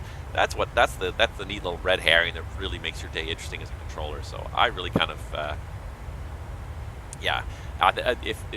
for me, FSEconomy is one of the best ways to pick GA flying. So yeah, APL is great for airline flying and giving you a mission, and it really is kind of neat the way it sets a whole schedule, and you've got to do these flights in order whenever you have time, and it's a mission, and you get them done, but it's not, you don't have to slavishly adhere to them if you want to go do a fun flight every once in a while too, but you've got to eventually get these missions done in order. So FSEconomy is just fun for that reason. Like just try and figure out a way to make a buck, and random airports, and then go and fly it online, which really just throws the controllers for a loop. You're going where to where? You're going from Tuktoyaktuk to Toledo. Why? Yeah, it gives me a great sense of purpose. It gives me a great reason to fly those GA airplanes, I think. Every once in a while, I'll just pick up a flight, just do a GA flight for fun. But that's a great way to pick a flight. So I've been really on an FSEconomy kick. I've done dozens of flights in the last month, and I've probably made about $200,000 in the last month just flying mostly the Longitude around. Longitude's a little bit tough to make money just because of the fuel burn. Air New Zealand's a bunch of very short flights, so I flew the Twin Otter first time flown in pilot's life without using an airliner. Is going to use the Longitude next. That would be, yeah. The Twin Otter is a decent airplane to use as an airliner because it's got a decent number of seats. I don't think too many airlines would ever really use the Longitude. It's too high end, I think, for that to really. And the amount of fuel burn, that's the thing in FSEconomy. The amount of fuel burn on the Longitude is what really makes a difference. It rents for about the same price as like the CJ4, but the fuel burn is like 50%, almost double what it is in CJ4. So you really need to have a lucrative contract to make much money. If you're not careful, it's easy to lose money on the Longitude with the contracts. But nevertheless, I like that airplane. I like the avionics in it. The way the systems are set up now, they're realistic. They actually feel like they're doing what they're supposed to be doing. It's a really fun airplane. And even the CJ4, it's nice to see that. It was so good to hear that Asobo brought Working Title on and just said, hey, you guys are doing a fantastic mod for these airplanes. Just come work for us and just do it for all of them. Just go legit. Do it for the real thing, and we'll open your your product up to the entire market. Everybody who owns a sim will get onto your airplanes. No, you covered Toronto ATC on VATSIM. Yeah, I am Toronto local in real life. One of the 7 million people that live in the GTA. So you can find me somewhere in there. But that is why I am Toronto centered. I learned the ATC because I was familiar with it, so I kind of wanted to learn it. But yeah, I am Toronto local, so that's why I do stream at these times of days. I basically got up this morning, dropped my kids off at school, came home, fired up the PC, and away we went here. Because it's the only time of day I get. This is the me time. This is the quiet me time. So this is when I get to do the hobby that I enjoy. And it's a bit of a shame sometimes that it doesn't work out more with everyone else's schedule, that I end up with relatively few viewers just because of the time of day. The FlightSim streaming is not a big market to begin with, and then to kind of throw on these times of day. So the only reason I can get the ATC streams on the weekends is usually because I spend my weekend afternoons in a hotel somewhere. So as long as I've got 4 or 5 extra hours awake in a hotel to kill, I can throw these ATC streams on there, and that's what I've been doing lately.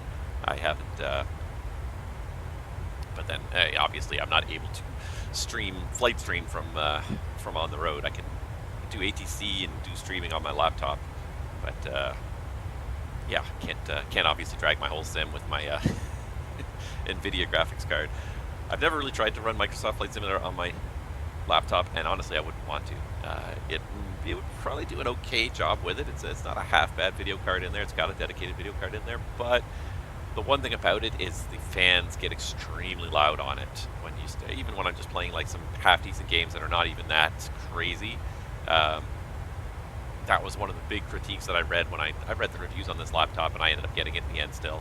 It was a good price for the performance that it has, but yeah, the fans get extremely noisy, so I wouldn't want to do Microsoft Flight Simulator and be trying to fly and listen to these fans, because the amount of heat they have to dump out of the frame of the laptop is just insane. I don't even like really playing a lot of games, and what I've ended up doing is I've switched to game streaming. I stream my home PC onto my laptop half the time and play games remotely, just because the home PC's got decent fans, it's got a decent case, it all, you know, it doesn't heat up nearly as much as the laptop. The laptop being such a compact case with such relatively small fans, boy, does that thing heat up instantly. Yeah, the laptop probably will take off with the RPMs those fans reach. Probably turning faster than the CFM 34s. Yeah, the other thing too is that with a small screen too, it's only a 15-inch laptop. You wouldn't be able to enjoy it. I find a lot of games don't work on the smaller screen. We're in an era now where it's kind of expected that everyone has a large.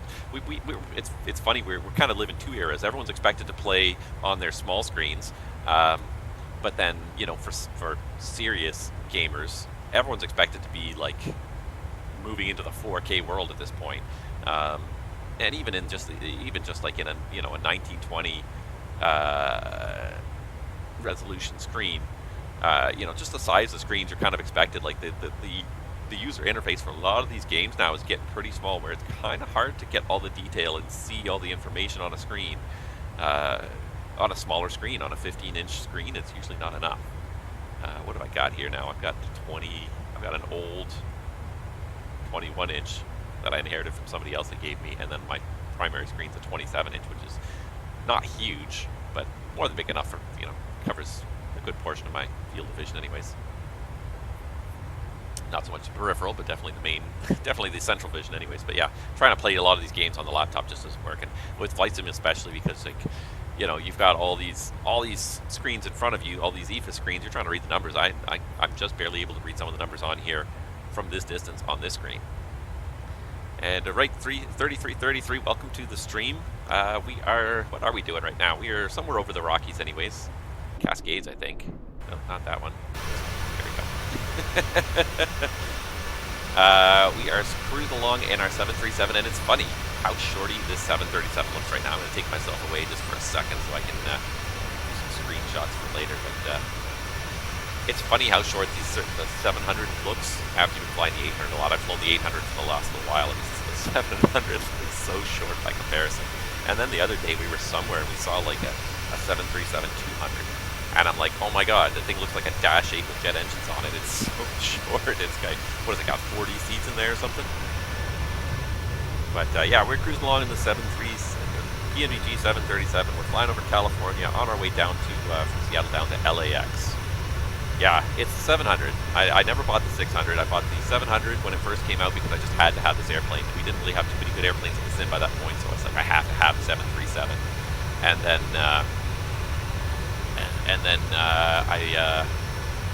I got the 800 as well. It's like the 800 is probably, I believe the 800 is the most popular variant of the 737 NGs, with just the size of it. At the end of the day, if you can basically put more seats in the same size airframe and run the same engines on it, most airlines will do it. You look at the 320, you look at the 318, 19, 20, 21, almost nobody bought the 318. The 318, everyone kind of looked at it and said, well, it's kind of a bit of a joke. It's the same engine, so you're burning a little bit less fuel, but you're almost burning the same fuel for carrying like whatever it is, 30, 40 less seats. What's even the point? It's so small, but and relatively inefficient, because it's still got the same cross-section fuselage, it's still got the same engines on there, still got the same wing on there. It performs really, really well. Like I've flown the 319, and the 319 compared to the 321, the 319 is like a sports car, it just zooms up into the air. But the 319s, even the 319s, a lot of airlines just didn't bother with it, because again, you just not enough seats to really make it worth, make it a moneymaker. So the airlines went mostly with the 320, 321, and that's what I would love to see. Fenix, I really want to see you bring that 321 variant. If you're going to do anything, forget the IAE engines. Who cares about that? I want to see the 321 because honestly, out of the whole family, the 321 is my favorite. I got about 60 hours into the 321 now, but the 321 is my favorite of the whole family, and it's just because it's big, but it's stable. I find it flares the nicest out of all of them, but it's also just stable. Even on a gusty crosswind kind of day, it's just so much bigger and so much heavier. It's just stable. It just sort of sits there and tracks the runway centerline. As long as you got the right crab in there, it just tracks the centerline. You can kick out the rudder at the last minute, but it doesn't tend to drift. It doesn't tend to bounce around.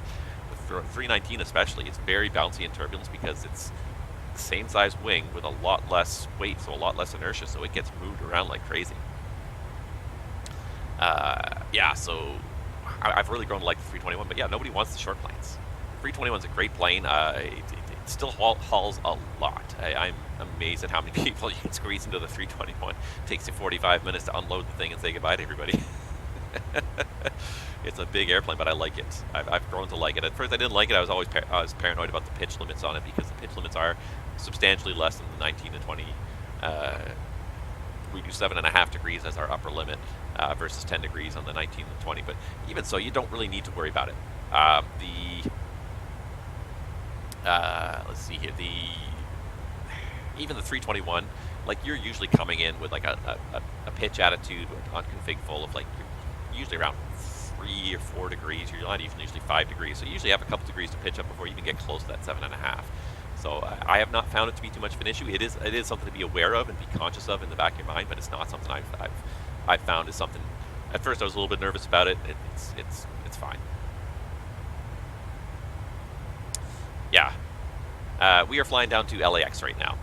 We're on our way to LAX. We're Seattle, LAX. We're doing another leg of my pilot's life career. So wherever it is here, there it is. Yeah, this is not this one. I have to do this one. But yeah, I'm continuing on my pilot's life career, and so we are halfway done our flight here from Seattle to Los Angeles right now in the 737. Once we get there, I'm going to probably call it a day. I got to go put a new tire on my car. Replace the spare. I don't want to be driving around the donut for another day. I had to drive home. It's 50 kilometers home from work, and I had to drive home on it yesterday, driving 80 kilometers an hour down the highway because that's the limit on it. But we are in the 737-700 today. Yeah, the 321. Yeah, it could be a great transatlantic plane. We don't.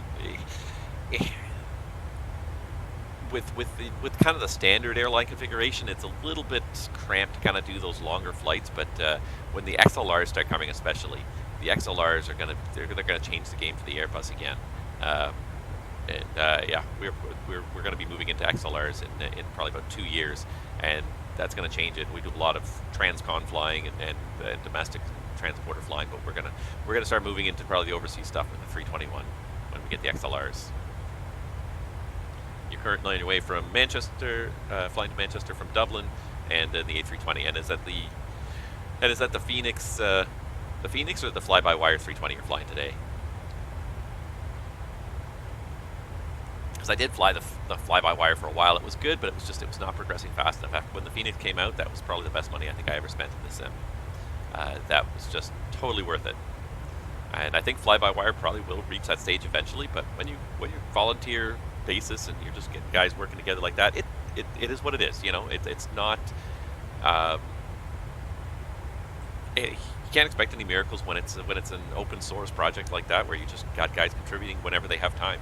It'll take a long time to do this. I mean, you take development studios that are dedicated to airplane development, and it still takes them years to release a fully functional product.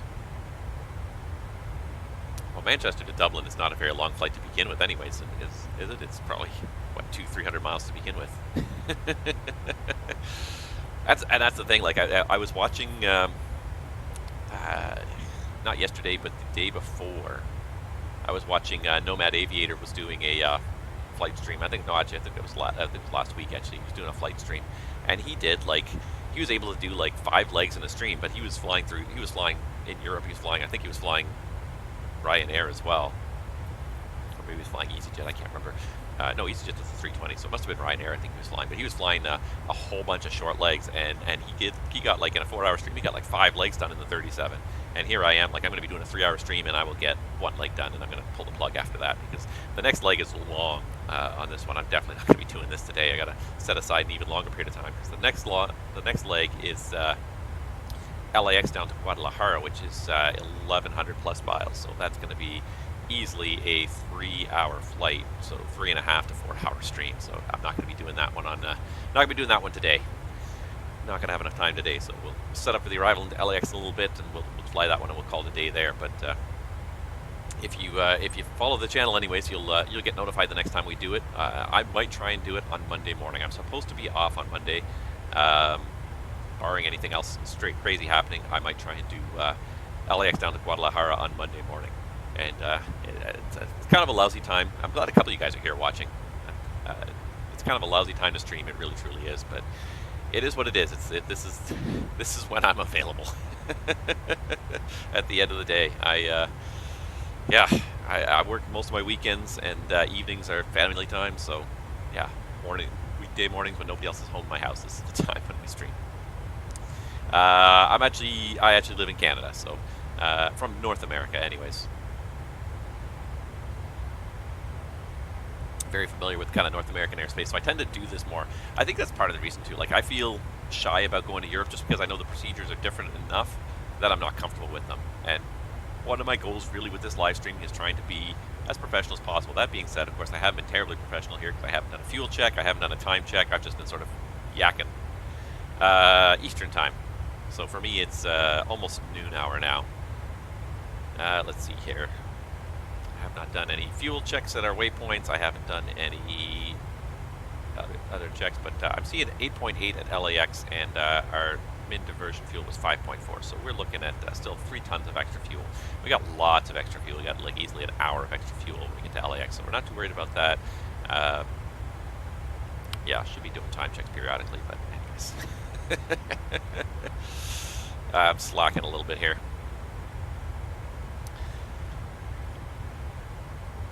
But I mean, this is the thing, and this is probably one of the things that, like, and I've said this before, and I'll say it again, that I think at the end of the day, I forget to turn myself off here. But I think at the end of the day, we're going to have a hard time with the whole idea of the single pilot airliner. And the biggest thing is that when you start doing these longer legs, anything like 90 minutes, 2 hours plus, you say, trying to stay focused on what's going on in the airplane can be really tough. We're human beings, and one of the worst things human beings can do is sit there and do nothing, but have to keep an eye on stuff. We are absolutely horrendous monitors. And it's been proven time and time again, study after study, that we are terrible at monitoring stuff. We're great at doing various tasks. Humans can be trained to do almost anything, but the worst thing a human can do is be asked to sit there and just monitor equipment and make sure nothing goes wrong. And reactive stuff goes wrong, but especially if nothing goes wrong for most of the time when you come to work, you just assume nothing's going to go wrong all the time, and your monitoring just drops off completely. You get the same thing when you get people working in power stations. You know, most of the time the equipment's on and it's running, and you don't do much, and then you sit there and you watch it. And not much happens all day. You know, all these various utilities, things like that, and pilots fall for the same thing. So we sit here, and because these airplanes are so reliable nowadays, and very little goes wrong when you're flying nowadays, that it's very easy to become complacent. You're supposed to be monitoring, you're supposed to be keeping an eye on stuff. We very easily fall into that. We don't monitor stuff. But one of the important things we do do is we do talk, and we may talk about stuff that's related to flight. Most of the time we don't talk about stuff that's related to flight. Once we get up and cruise, we just chit chat for hours, much like I'm doing right now. But you know, we do step back from that. We do talk on the radio. We do step back and do our fuel position checks periodically. But we chat, and that's important because it keeps our brains engaged. It keeps us at least somewhat alert. Like, you can sit here and stare straight ahead and have a conversation with a guy while you're not actually looking him in the eye, and you can still be kind of looking at the instruments. It's easier to do this. Now imagine sitting here without this guy to talk to. Imagine if I just sat here on stream silently staring at these instruments for the next hour until something actually happened. And I have to focus on these instruments and make sure nothing crazy happens, but I have to keep my brain engaged. But without that extra stimulation of somebody to talk to,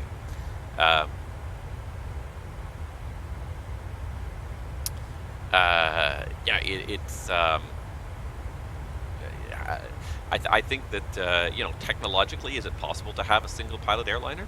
I think technically it's possible.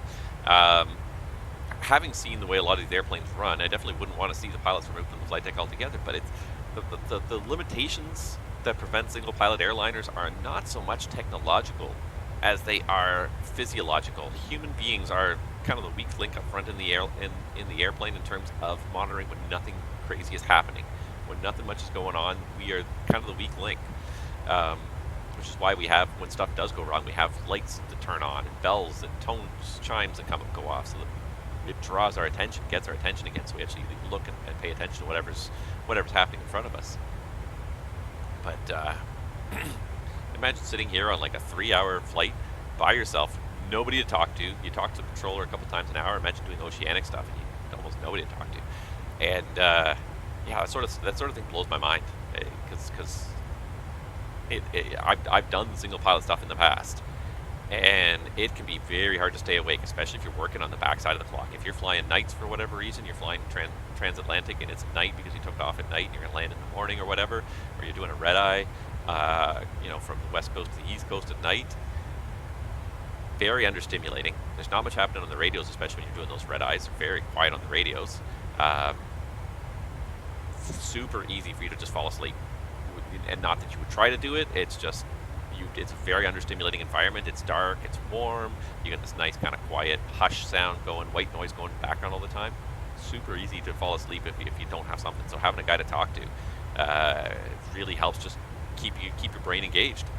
If you don't have that extra stimulation, there's going to be a good chance you're going to see a lot more people falling asleep in the flight deck inadvertently, just because of that lack of stimulation.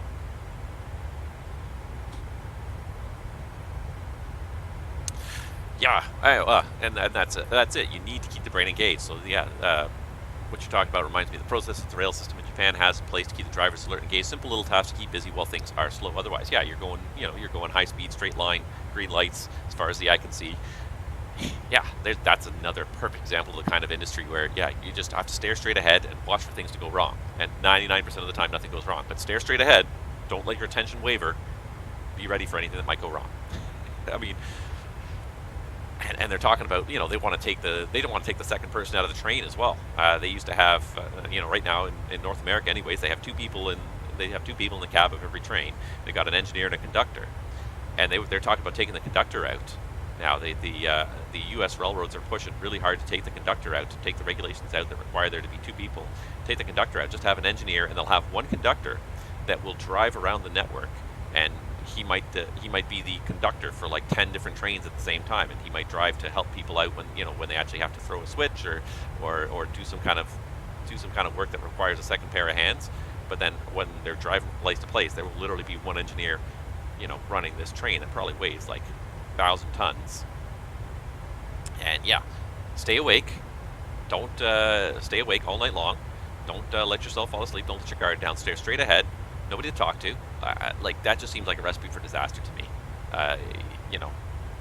For the cost of having a second human being in there, it just seems like it's just ready to be a recipe for disaster for these guys falling asleep. And that's why they have these dead man switches and everything, because people will fall asleep. It's human nature when you're working on the backside of the clock and in an understimulating environment where you have to maintain a lot of energy trying to focus on stuff. You're gonna wear yourself out very quickly. Quite new with FlightSim. How do you make a carrier mode on Flight Simulator? I don't believe by default there's any carriers in the simulator. There are a few add-on packs you can buy. So if you go to Sim Market, or if you go probably in the marketplace as well, there's a couple of developers that have created various aircraft carriers that are stationed around the planet. So in different places, I think they're usually fixed in place. Honestly, I don't really fly the military jets too much, but I really honestly I don't know. I have no real interest. I'm mainly interested in civilian flying. If you're interested, though, I will say this: if you're interested in kind of combat flying, I would highly recommend looking into DCS World. I think it's Digital Combat Simulation. DCS World, anyways. It's on Steam. Oh, sorry. Are you talking about airliners, air carriers? I would stay away from probably the 20-pound 777 because it's probably not particularly good. There's a few brands I would stay away from, anyways. Captain Sim makes things that look really good but don't really behave too well. Before you go and spend money, definitely do some research. Go watch some videos if you're interested in a product. I would say we live in a golden age where, like with YouTube, you can find reviews on anything.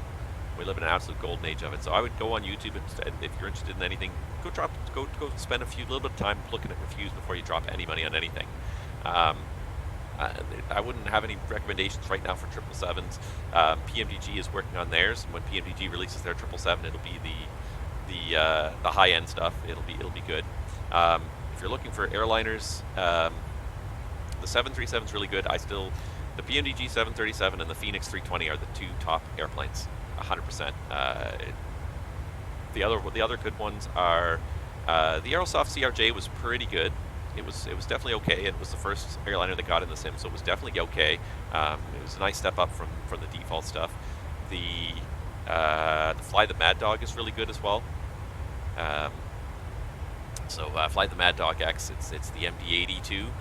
That's a really good airplane. If you like the 737, you'll like the Mad Dog as well. It's an old school airplane. It's a pilot's airplane. You really have to do everything in that airplane. There is no A380 yet, but there is one in development. Fly-by-Wire is making one right now.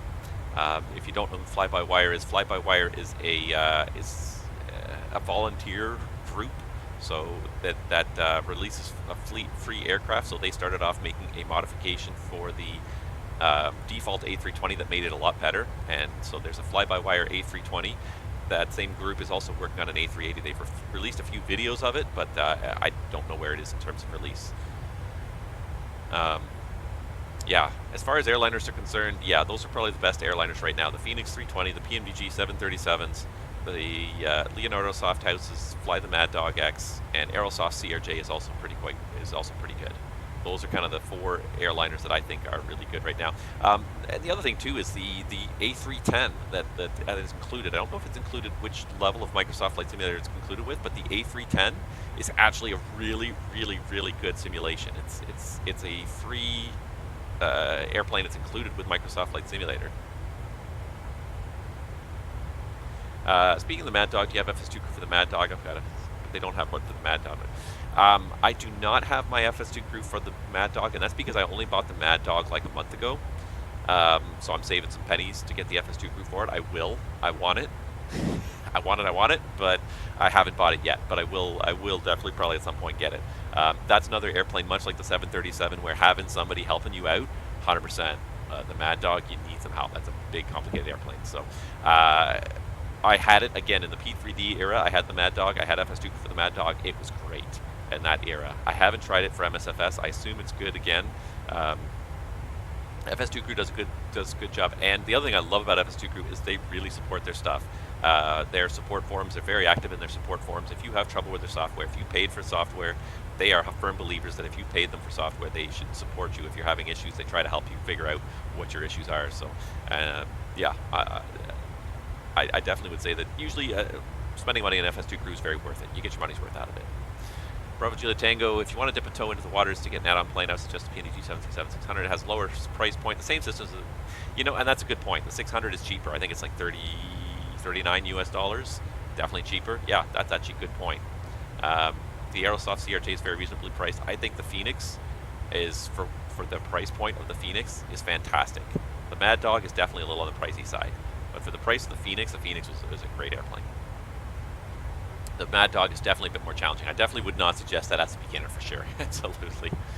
How long until you start descent? It's funny. I've just been kind of keeping an eye on it here. It is slowly scrolling into view. There it is. We get let's see, top of descent 17:18. We got 20 minutes until top of descent. So thank you for highlighting that for me because I was just thinking that myself. I'm like, oh, I got to start setting up here. I'm going to assume there's no ATC. Still flying on VATSIM. And all we got is Ontario ground. Not going to help me.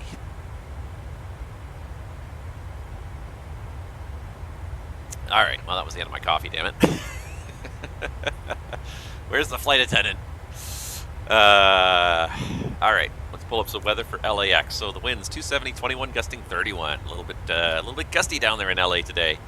9 miles, few at 900, scattered 7,000, broken 9,000, 11 degrees, 9 degrees. Oh, at least it's nice and warm there. 2974, peak winds 260 at 32. That was at 23 past the hour. Okay, so 2974 on the meter. So let's go ahead and set that before we have a chance to forget. There we go, 2974. 2974 and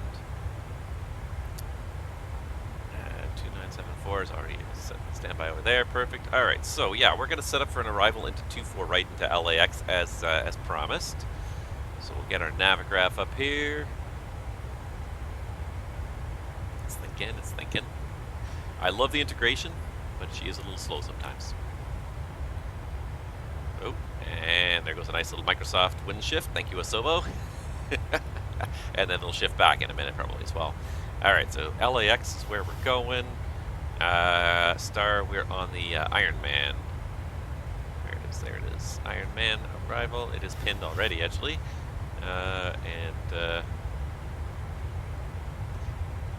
Plan the approach runway 24 right. So we'll start off just looking at the details here on 24 right, and I forget what the transitions were. So before we get too involved in this, let's just look at the arrival transitions here again for the ILS 24 right.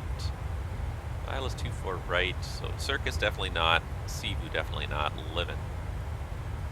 I think we'll go with Livin, and we probably won't even go that far out on it to be honest, but we'll put Livin in there.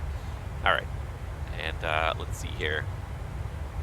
Do you have the Flow app? I like the takeoff descent calculator on it. There's a takeoff descent calculator on it? I didn't know that. Now I don't have the ultimate version or whatever it's called, the professional version. I have the mid-level version. What is it? Essentials. So I don't know if that is included. Because that's, most of the airliners I fly have the top of descent calculators anyway, so, and there is an update, so it might not even be in there yet. I did not know. I don't run, this is the one piece of software I don't run very much, is I don't run Orbex Central very much, so I don't know sometimes when there's updates until I see the messages. Next flight is New Zealand to Hawaii, 8-hour flight. SimRate 2, here we come. Yeah, and I did not know that we could actually increase the sim rate in Microsoft Flight Simulator until I saw that it was available on the Flow app there. I had no idea. Alright, 1085. 1085. Alright, 1085, 1085, 251 is the inbound course, 322 in the minute. So 251. Nice, clacker. Stupid Civil Blitz. Alright, call maintenance, tell them we had some severe turbulence, we had to overspeed the airplane.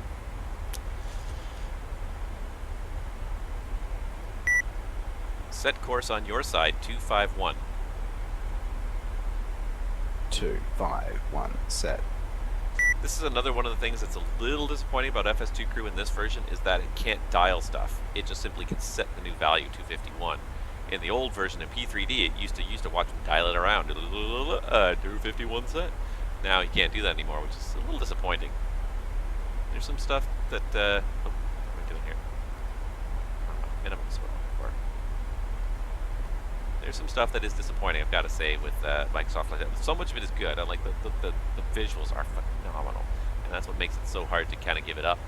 I have P3D still installed, and I haven't probably run it in probably a year, maybe more. Once we started really getting the high-end airliners, I ran it probably like about a year ago, maybe 6 months ago, to just fly the 747 once. Unable 280 knots at London. Thank you. But yeah, I haven't run P3D in a long time. It's a bit of a shame. Okay, so it was 344, right?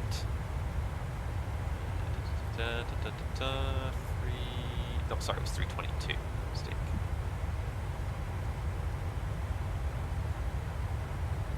322 is the minimum for this one. Alright. And before we do the briefing, we're just going to have a look. So, you have control. I have control. Alright, so before we do the approach briefing, I'm just going to have a look at my NOTAMs one more time. Anything above sim rate 4 and the plane doesn't do well. Yeah, and a lot of the add-on planes are not designed to run at accelerated sim rates, really. So yeah, I wouldn't probably play with it too much, to be honest, and I definitely wouldn't push it much past sim rate 2, absolutely. I have started to see on VATSIM more and more people are starting to use the acceleration feature, though, now. quite common in the P3D era. Now it's gone away again. It had gone away for a long time with Microsoft Flight Simulator. People are starting to use it again. I see people doing that, accelerating the time again. All right, LAX. Let's just see if there's any NOTAMs affecting 24 right. So let's see. SIDS we're not dealing with. 24 right. I love how they bold the runway numbers on the Lido flight plans. So it's very easy to scan through and just see which NOTAMs affect me. Oh, that's Seattle. I was looking at Seattle anyways. Okay. So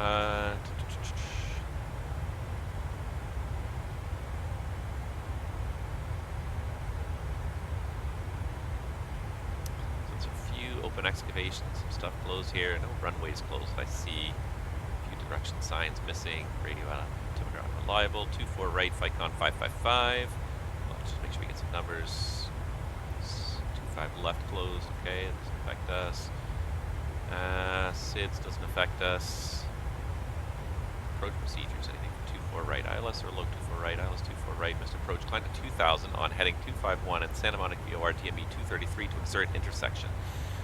And hold the LAX TAC is out of service. Okay, pardon me. So let's make sure we got Santa Monica in the backup here because we're going to need that to track our missed approach.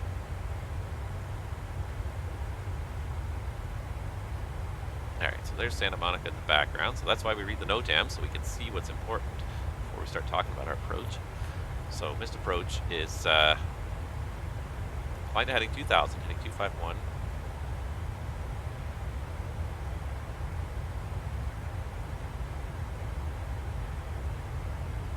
Sometimes it's just easy to circle stuff so you can find it really easily again later. 2000 straight ahead, and then outbound on the 233 rate altitude. 21 DME essentially, and hold. I don't know why they say 20.99. Most of the DMEs only read to one digit anyways. Okay, so that's good to see. 24 right RNAV RNP, that's fine. Fine. ILS 24 right straight in loc minima. VDP temporary cranes 1.1. That's fine. Cat 23. Okay, good. All right. Are you ready for the approach briefing? Go ahead. Alright, so today, my friends, we are going to be doing, let's see here, we're going to be doing the Ironman 2 RNAV arrival into LAX, radar required, turbojets only, Fraser transition, AC, Muppet transition, we're not at any of these transitions, procedures for use only when Los Angeles landing west, expect 24 right unless otherwise assigned by ATC, and that's what we're planning on. We're going to join it there at Burgle. From Burgle we go to DeWitt, I think we already passed Burgle. Just on our way to Burgle. Just on our way to Burgle, yeah. Okay. So I think the Airbus that always has the from point at the top. This is the waypoint at the top. All right. Burgle. DeWitt, Crowe, and 260 to 290. Muppet at 280 between 270 and 230. M-Dots 240 to 200. Gripper 230 to 190. Viking 200 to 16,000. Run 17 to 14. Ironman 16 to 12. Simon at 250, 13 to 12. Bays above 9 at 240. Juice 9,000 to 8,000. Cliffy 210, 8,000 to 7,000. Dodger, probably Dodger, isn't it? LA Dodgers. Okay, Dodger at 210 at 6,000. And Gatto at 6,000. So the bottom altitude on this is 6,000 feet. And after that Gatto, we're on a vector. We're going to come around for the ILS to runway 24 right in Los Angeles. So this is on plate 11-6. It's a nice big, super long transition into the 24 right ILS. So the loc again, 108.5. Set both sides. 251, the inbound course, set both sides. And glide slope at Kobe, 2200, the ILS DA of 322. We got that set. Touchdown zones at 122. We have, should have 100 on the landing altitude. There we go. LAX VOR, the highest MSA is 7,700, kind of north of the VOR. So anything untowards happens south and west is better, takes us out over open water. Let's see here. Let's see, missed approach is 2,000, so the missed approach has been amended. It's 2,251 and outbound on the Santa Monica. And what was the VOR radial again? I've got it on my other screen here. It was the 233 radial outbound from Santa Monica. So 233 outbound till we get 21 DME. Simultaneous approach is authorized. So also with Hawthorne, VGS ILS glide path not coincident, MLSR Pappy's right on 24 left, and ALSF2 operates as SALR when the weather goes to VFR. So we do have ALSF2, it's probably going to be SSALR because the VFR conditions. Pappy's on the left. When we land in LAX, we're going to vacate left off the runway, 24 right, we're going to have to take a high speed, we'll probably do Alpha Alpha, and then we'll head back, Echo back to the apron. I have to go and find what gate we're going to go to here. There is a hotspot. We are going to be crossing 24 left, which is usually a departure runway. So we'll visually verify nobody's taxiing towards 24 left, and we'll hold short until we're absolutely certain that there's nobody taking off on 24 left. And we'll go to the gate. Terrain, again, there is some terrain around Los Angeles here, mostly to the north of the airport and also off towards the east. Weather, it's a nice day in Los Angeles. It's few at 900, scattered at 7,000. Just a bit gusty wind out of the west, almost down the pipe, so not too bad. Operational, I got no MELs in the aircraft, no failures, and no NOTAMs that affect our arrival at all. Fuel, and as we said, we're gonna have we got a lot of fuel in the tanks here, so we got 9.9 in the tanks right now. We're showing we're gonna go to idle here shortly for the descent, so we're gonna have 8.5 when we get into Los Angeles. That gives us easily 2 to 3 extra. We could definitely go around, come back, try again without too much issue. Alternate is down to San Diego. And let's just check that weather in San Diego, make sure it's good. Yeah, it's fine. A little gusty as well. Any questions? No questions. All right. I have control. I have control.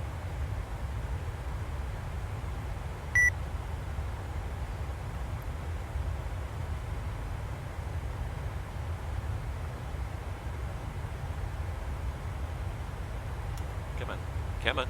He's running through his descent procedure right now, so give it a second. Yeah, I think... You have control. Thank you. All right, yeah, I think that because of the, what is it, the Flow Professional version, you can actually write custom apps. So in the, I believe this is the Essentials version. And so the list of apps that I get is only what's been created by Orbex. Well, there are some exceptions. There's also the default stuff. So the core widgets. But yeah, the basic, all the basic stuff that your menu used to be able to do before, cameras and weather and all that stuff, is in there. And then it's just the pre-approved ones that were created by Parallel 42. So that's the biggest difference with the Pro version, is you can have all these customized ones that other people have created. So that's probably it might have been created by Orbex, or it might have been created by a user as well. Either way, but I do like even the Essentials version. Just the menu structure is nicer, but also some of the options they have in here are really nice. The quick set to real clock time, and quit simulator really quick. All that stuff's really good. Was gonna fly 310, but apparently full take won't make it. Oh yeah, you're doing New Zealand Dubai. Yeah, I was aiming that more at right 3333 there, because if he's looking for good airliners to fly, because the A310 is a fully featured FMS. Like, if you, without spending any money, it's already in the sim, you can fly a fully featured airliner. I just picked up my coffee cup, forgetting that it's empty. What is the longest flight I have done, in the sim or in real life? Because that's two different questions. In real life, probably the longest flights I've done, I've been on the order of 5 hours. Back in the charter days when I used to fly the Pilatus, even Toronto down to Florida, the Pilatus was usually about 5 hours. And then now I've done West Coast red eyes, and those generally work out to be about 5 hours as well.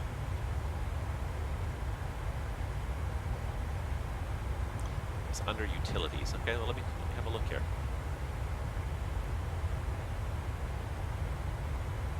See, I don't have utilities.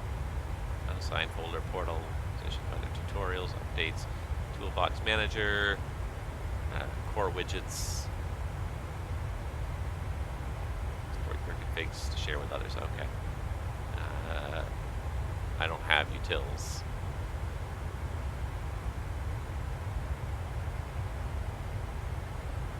Yeah.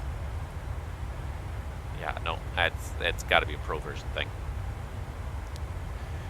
Yeah, I do fly in real life as well. And for some reason, then I come home from work and I decide to log on to Sim and fly. I just fly different places, different flights, different airplanes. It's a good way to for different stuff. Yeah, it's funny how much closer that wing is here on the 700 too. You can actually see the wingtip. In the 800, you have to press your face against the glass to see the wingtip because it's so much further behind you. You don't think of the 700 as being that small of an airplane, but compared to the 800 and the 900, it is quite small.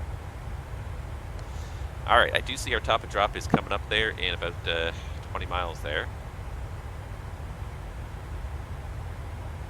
So what we'll do is we'll just set the bottom altitude on the star right now, 6,000 feet. I don't even hear too much talking on Unicom right now. It's quiet on VATSIM this morning. It's like you guys have better things to do on Wednesday than fly online. All right, 6,000 feet is set bottom altitude for the SID. Definitely doesn't look so snowy out here anymore. Although I did hear that they had a blizzard in Southern California just last week, I think it was.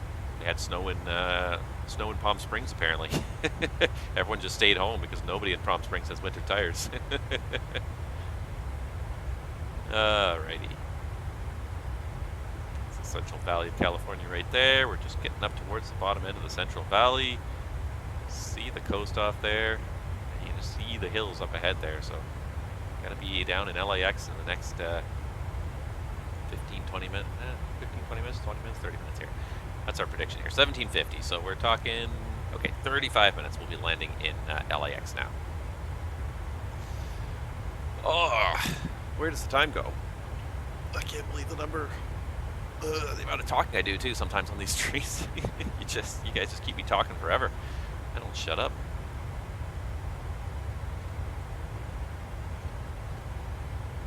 Managed to find enough stuff to talk about for 2 hours though. Just trying to think if there was anything else interesting that came up in the news lately. Certainly FlightSim related. Lots of airports coming out these days, and it's a good time to be alive. I gotta say, I am really interested in the SimWorks Studios PC-12. Because like I said, I flew that airplane for 4 years. I'm really interested in seeing a good version of it. I had the Karen Auto version of it, and it looked good, and it flew okay. I'm looking forward to seeing SimSkunkWorks put a PC-12 out there. I think that it's going to be a phenomenal airplane, great GA flyer. And the PC-12 is really a great kind of little GA airplane.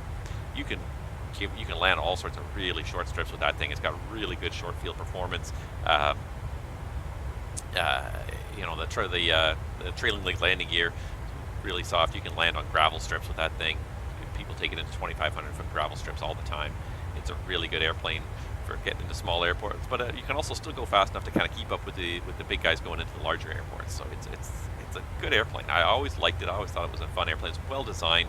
The flight deck in the PC-12 is very ergonomic, very well thought of. As far as making things convenient, available to pilot. Only drawback to that airplane is the single engine. You know, which of course it is what it is. Yeah, you're always a little nervous flying IFR in a single engine. I mean, if you're going to take a single engine, the PT6 is definitely the one to rely on. That engine is not quite bulletproof, but it's probably about as close to bulletproof as civilian engines get. It's a phenomenal engine. I think they've had millions of hours on it now, and they've had failures over the years. It's not to say that it will never fail, but like it has such a high reliability rate, and that's a 7-year-old engine design. I think the original PT6 was created just after World War II, I believe. So that's not a new design either. That's a very old design engine, but it's been iterated. It's been improved. You know, a lot of these aircraft they went from mechanical fuel control units to full authority digital engine controls. You know, full FADEX and everything. But at the end of the day, it's an old design, but it's a good one. It's a relatively small engine. The reverse flow design means it's a relatively small engine. Not too long. You can stick it onto smaller aircraft. It doesn't take up a huge amount of space, but it is a really reliable, well-designed engine. It's got the back to front flow. It's funny because the engine intake takes the air usually underneath the engine, and actually it reverses flow. It goes all the way to the back of the engine. The intake for the actual compressors is at the back of the engine, and it works its way forward before it gets exhausted back out again. What else here? Oh, there was the whole debate on FlightSim.to. That was something I was going to talk about if it streamed last week, but that was interesting. So a couple of developers got a bit of an uproar because FlightSim.to basically said that they reserve the right to not delete files off their website, which really to me is a little bit dirty. I have to agree with the developers on this, that at the end of the day, the developers are the ones who create the software. They should be the final authority on its distribution, not FlightSim.to. Yeah, basically what FlightSim.to said is that if your add-on is too popular, we will not allow you to delete it even if you want to. We will just continue distributing it anyways. And that is really, to me, that's really dirty. At the end of the day, FlightSim.to is it's just a platform. It's a distribution platform, but it's basically a free website file server. Like it's all it is. Like people upload stuff that they want to share with other people download it. That's what it is. These people do not do anything to develop the software that's uploaded, and I don't think that they should maintain any kind of control over it. At the end of the day, that software belongs to the person who developed it. Just by uploading it to a website, you didn't give away all your rights to all your control of the software. So I kind of agree with the developers that sounded a little bit heavy-handed. I'm not sure where FlightSim.to was really trying to come from with that. If they were just trying to, make sure that they didn't have a whole bunch of broken links for popular add-ons. But at the end of the day, they definitely cannot just assume control of a developer's product just because they happen to host the files. And yeah, to just sort of unilaterally change the terms of service like that is pretty dirty at the end of the day. It makes me wonder about it, and I've liked that website because it's such a comprehensive collection of FlightSim software. I've gone to that website a lot. I use it a lot to search for stuff. It's one of my go-to websites when I'm trying to see if anybody's created a better version of a default airport or some good liveries. But it made me think twice about that website, and it's funny, all these things you take for granted. I mean, at the end of the day, these are all just volunteer systems, and somebody at any point in time can take them all off, and nothing much you could do about it. All right, just trying to remember what the speed restriction was here, because there's a speed restriction we were not going to make, and it's 280 at Muppet, but we are doing 280 now, so yeah, we'll be able to slow to 280 at Muppet, no problem. We're going past 280. Yeah, there was that, and then it reminded me of another story, a similar story I read just in the last week as well, where Amazon is coming after authors. Amazon is removing authors from their free Kindle, not their free Kindle, but their Kindle. I don't even know what it is. I guess it's like a subscription service where you can subscribe, and it's like a Game Pass for. It's a Game Pass for your Kindle, if you will. So you subscribe to this service, and there are books that are, and then you get free unlimited access to the books that are on this service, just like the Game Pass gives you free unlimited access to the games that are on the Game Pass service. So Amazon has this for their Kindle, where you can just buy a subscription, and it gives you free access to all these books that have been added to this free library. This library. What Amazon did was they started removing people because they started removing books from this library, from the subscription service, because they said that the authors were distributing their books on other platforms. So I guess when you agree to be distributed on this platform, you agree that you're not going to distribute your books elsewhere. And Amazon said because there were pirated versions of their books available on the internet, that they were going to stop paying the authors and remove their books from this service. And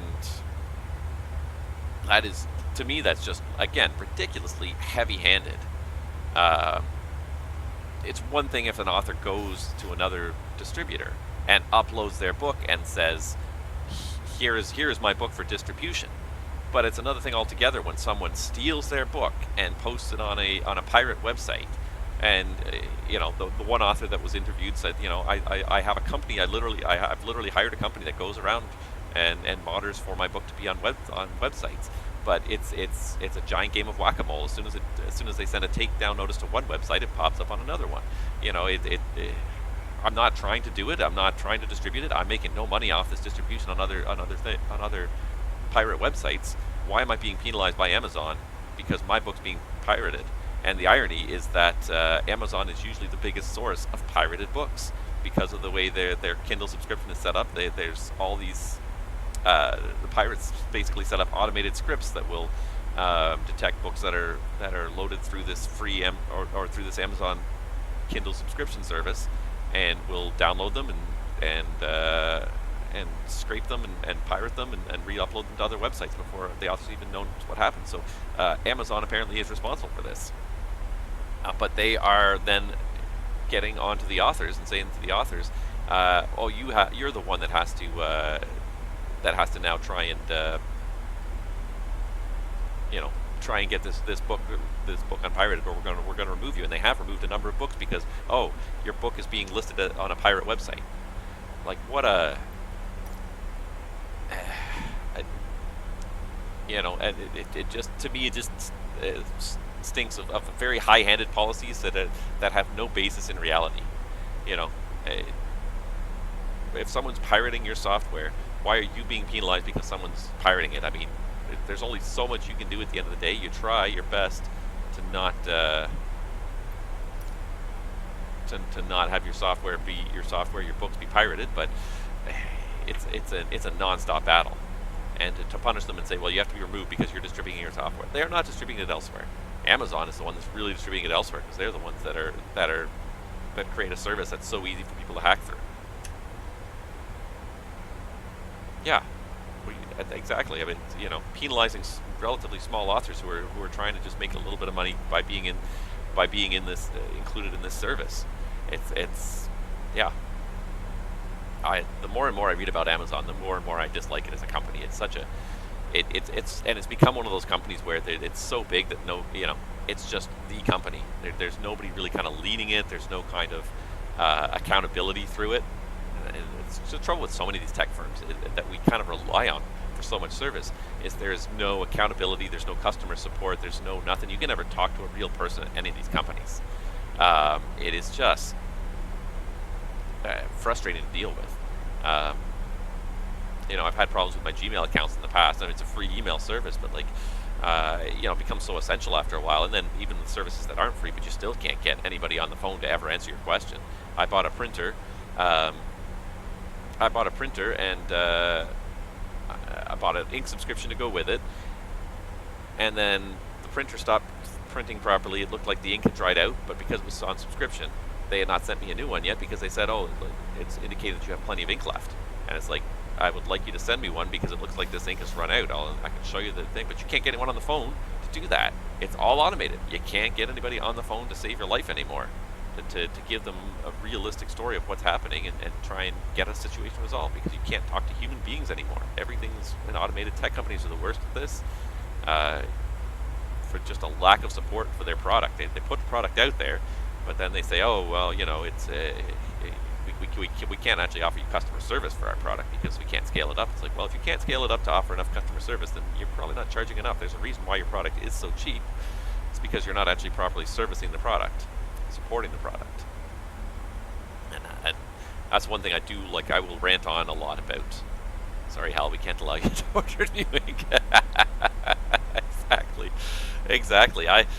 Apparently they had implemented a new phone system, and because my printer was out of warranty, even though I was an ink subscriber, I was not allowed to talk to a human being. I was allowed to go to the frequently asked questions site, and that was it. And I could not get through to talk to a human being. It took me an hour and a half of fighting with their phone system to finally talk to a human being. When I got a hold of the guy, he's like, oh yeah, I can do that for you, no problem. I'm like, you realize it just took me an hour and a half. I'm going to tell everyone not to buy your products anymore because your service is so terrible. And that to me is the biggest thing. You can get cheap products anywhere, but really, to me, it's about the service. When you're buying certain products, it's about the service you're going to get. Yeah, exactly. Oh, I hate those automated agents. I absolutely hate it. As soon as an automated agent starts talking to me on the phone, I just start pounding the 0 key until someone real picks up the phone. I hate these. Tell me what you're calling about today, because usually the thing I'm calling about, if it's complex enough that I need to make a phone call, it's not. It's too complicated for the artificial intelligence call service agents to figure out. Yeah, exactly. That's why, like, any company that does provide good service, I recommend the hell out of them because, sadly, companies that provide good service are becoming very, very hard to find. Wow, my overlay did something really weird there. Let me see if I can fix that.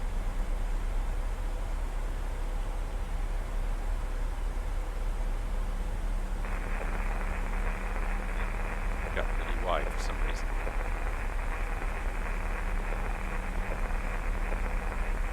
That is weird. I haven't seen you do that before. Yeah, any company that does a good job with customer service now, I highly recommend it. I will talk to the cows come home about the companies that have good customer service, because the sad thing is they're so few and far between. But I will go out of my way to support the companies that have good service and avoid the companies that don't. Amazon is top of my list of companies that have terrible customer service now, and I avoid them like the plague. If I can buy something from anywhere besides Amazon, I will. And I hate like all these websites where it's like, when they're showing like reviews of stuff and immediately below it is the buy on Amazon button. It's like, there have to be other places on this planet where we can buy things besides just Amazon. But the sad thing is, like, so many places make their sole distribution channel, but Amazon is quickly becomes Scamazon. It's 50% of the stuff on their marketplace, if not more, is a scam. You can't trust the stuff on their marketplace anymore. So if it's not, and a lot of stores are like putting up these marketplaces. I'm like, no, I will not buy from marketplaces, because that's the new age of scammers. This is where guys sell stuff that falls on the back of trucks. I keep seeing ATR planes in the past few days. This one news, but recently using FlightSim.to.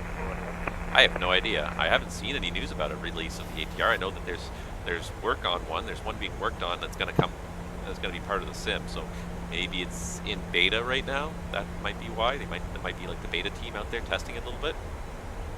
That's my thought, anyways. Otherwise, yeah, I honestly don't know. You know what I didn't do? Descent checklist. Descent checklist. Pressurization. Landing altitude is 150 feet. Recall checked. Water brake. Level 2. The landing data.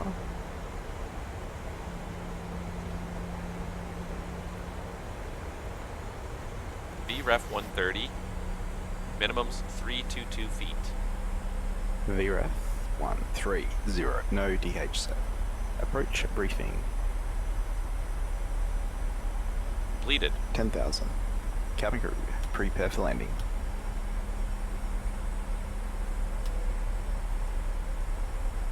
Alright, he's just doing a few things. We're through 10,000. He's got the lights on. He's got the seat belts on. Completed. Descent checklist complete. Transition, set altimeter 2974. Standby. Still doing stuff. At least he tells me to stand by. 2974 set. Passing 8,900. Now. LA traffic, so 2006, line permission for left LA. Approach checklist. Have a good flight. Approach checklist. Altimeters. 2974 set. 2974 set. Approach checklist complete. I guess it's time to focus on what we're doing again here. What was I going to do? Oh, I was going to look at the gate. I never did look at the gate. I said that, and then you guys got me talking again. And once I start talking, it never stops. Okay, Seattle to KLAX. Let's see if I can find a real gate here. Alright, so Alaska. Does Alaska not fly this route? What the hell? I guess they don't. Oh, for some reason it decided to switch to DFW. It does this all the time now. The FlightAware website, I'll do a search and it'll like pop in like something completely different. Alright. So, Alaska flight on the way in a 737 is going to gate 68 Bravo. So let's just see if we can find this really quickly here before we... What did I say? 68 Bravo. We're going to need the gate charts.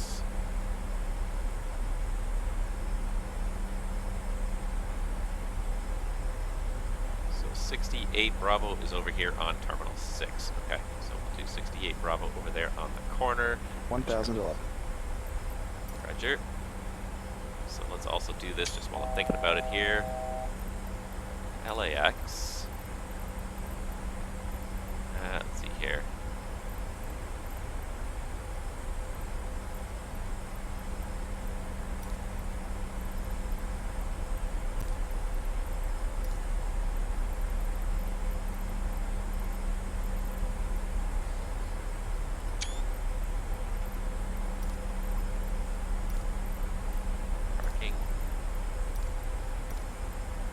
I guess that all these parkings are the gates here.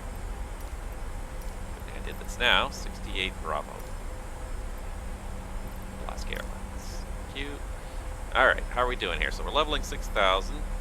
And there's Kobe, which is down at 2,200. So Living is at 6,000. Mercy's at 4,000. So if I go down to 4,000, turn base around Mercy, it'll probably work. I can see that we're pretty wide open here. There's no mountains in front of us. We'd be on radar vectors right now, but we're doing the self vector, so let's just do 4,000 feet. We'll just go down 1,000 feet per minute. It's fine. All right, and away we go. Almost there. Really could have used more coffee. You guys get me talking a lot here. All right. Almost there. Here's downtown Los Angeles, right over it. See, we get 4,000 right at Bean Mercy. It's going to work out well. It's going to work out real well. I feel like we were supposed to slow down more, though, weren't we? I feel like I missed a slowdown on that start, didn't I? Just doing too much stuff too late. We were supposed to be 240, we're supposed to be 210 knots in Dodger, so we're a little faster than we should be. Let's go ahead and get the speed back to 210. Might not do it till we level off, but that's okay.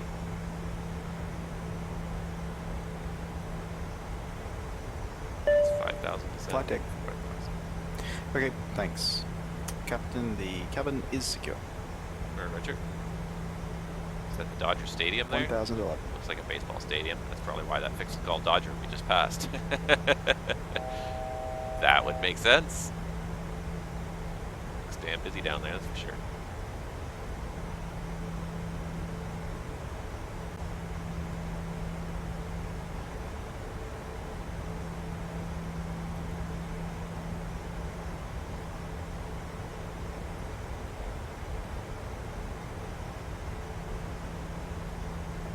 Alright, so we'll just let it start to slow up a little bit, and then we'll get this turn going here in just a second.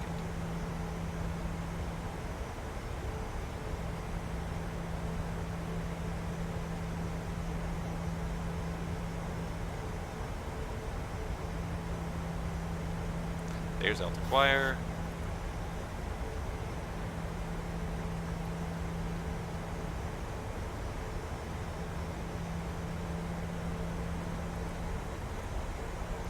There's 160, heading cell, alt hold.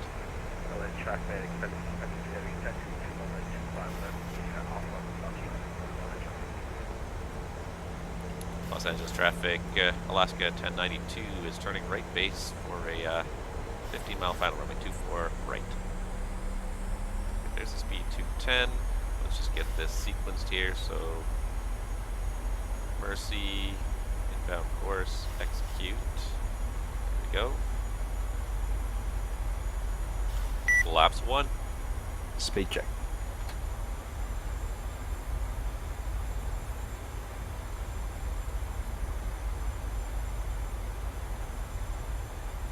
Flaps 1 set.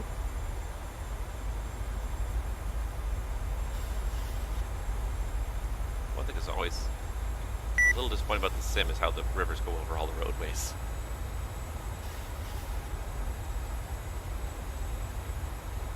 Alright, heading 210 for the intercept. And there's VOR Loc armed, VOR Loc and glide slope armed.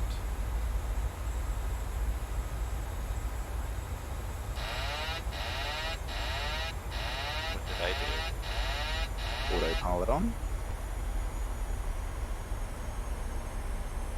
Somehow I've lost my VOR Loc. There it is. weird.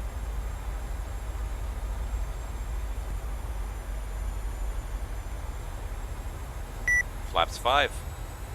Speed check.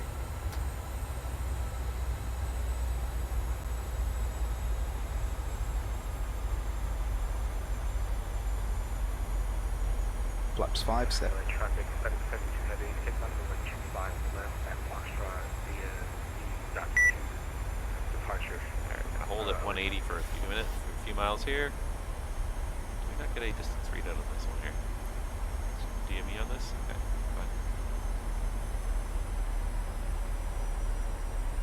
That's fine.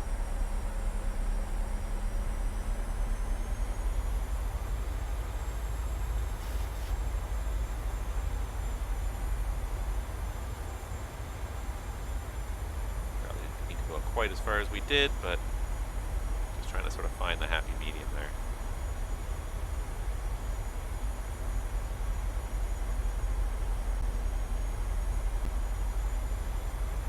Oh, there's a lot of scenery for it to load here. If I look around too much, it does not like it.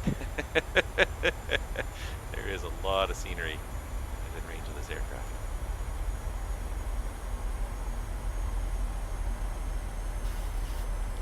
Los Angeles traffic, Alaska 1092, 10 miles final, runway 24 right.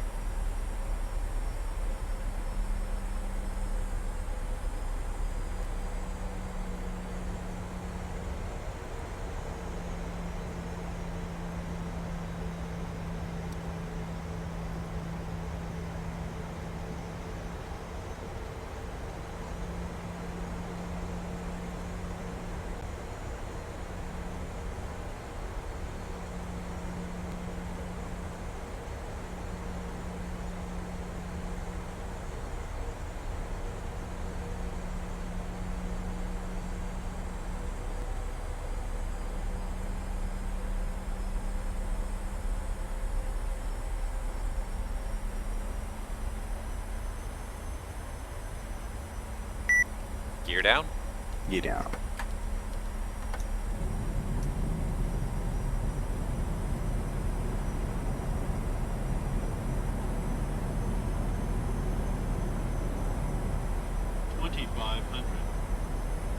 Radio altimeter alive. Cabin crew, take your seats.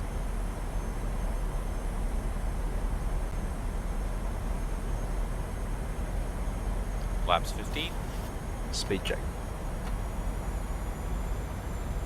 What happened to my ref speed? Something a little wacky there. Flaps 15 set.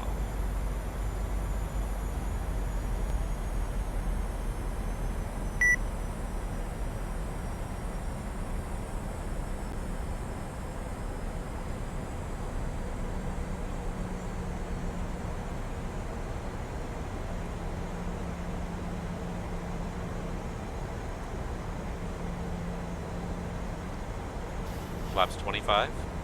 Speed check. Flaps 25. Flaps 30. Speed check. Landing checklist. Flaps 30 set. LA traffic, FedEx 72 Landing heavy, checklist. passing, Engine star switches. 4000, Buffalo Tree, 70, Continuous. LA traffic. Speed brake. Armed. Landing gear. Down. 3 green. Down. Flaps. Flaps 30. Green light. Landing checklist complete. Roger. Checked.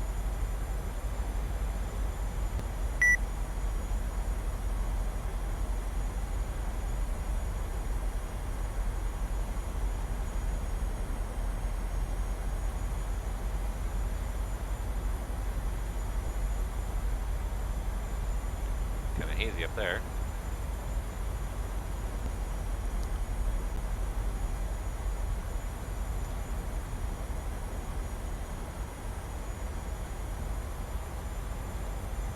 $1,000 feet. Stable.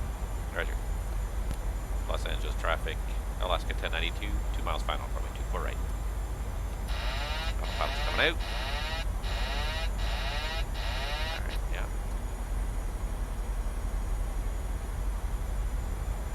See if I can fly this thing myself here. Frame rate's definitely doing better than it did last time. I think I saw my frame rate stuttering issues. My cache was on a old-fashioned hard drive, and it was just, as soon as I removed the rolling cache, performance improved substantially. It was on an older hard drive, and I guess it was not keeping up with requests.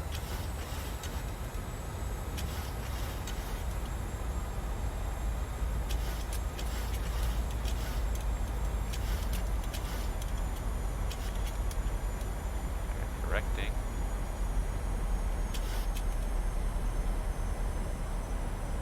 $500 feet. Stabilizing.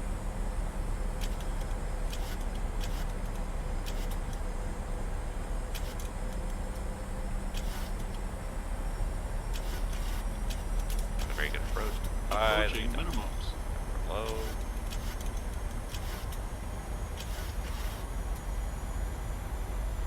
Minimums. Landing.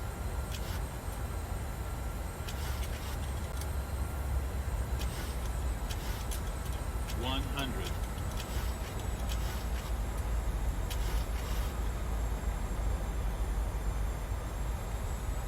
50. 30. 20. 10. Really kind of just all over the place here. There is still some stuttering going on that is not helping me at all.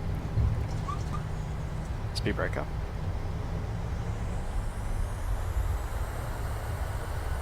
Reverses normal. Alright, manual braking.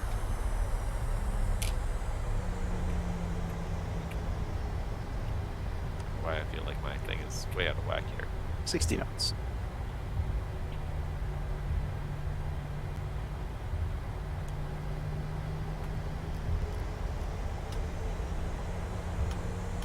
Ladies and gentlemen, this is the conclusion of our flight. Disable the auto brake, but for some reason she's not braking. The captain has turned off the seatbelt sign and the aircraft is parked safely at the gate. This will be your Alright, it wasn't too bad. That was not as stable as I would have liked, and I keep getting like microstutters too, so by the time the sim reacts, by the time I see the reaction, it's gone, it's overcompensating, so I find it's doing a lot of overcompensating here.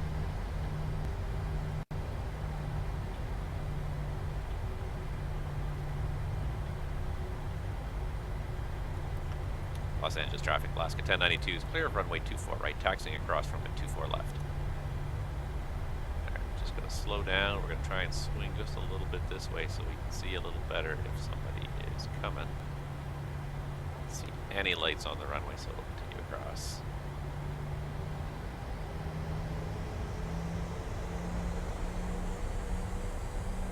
And it's a long way to our gate, 68 Bravo. And I'm just making calls on Unicom. There's nobody, there's no controllers here, so I'm just on 22.8. Broadcasting so anybody else on VATSIM knows what I'm doing. There should be controllers in Los Angeles, but it's way too early. Alright, right 3333, thanks for dropping by, and hopefully we'll see you again on the channel.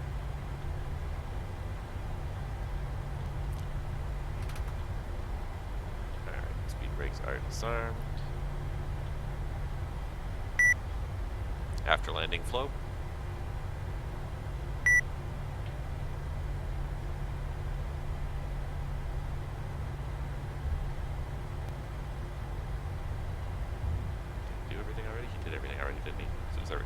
Brakes on the runway, he did everything.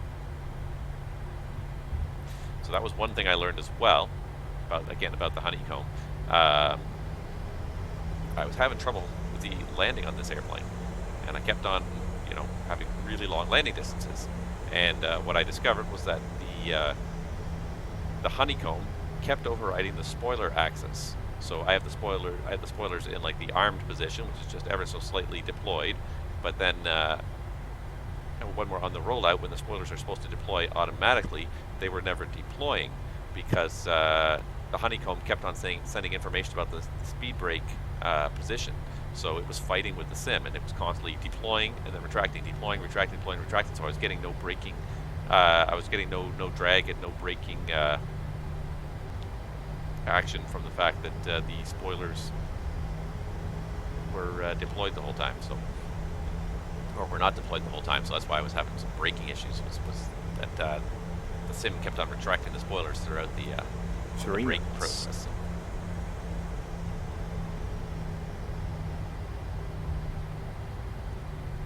Start the APU.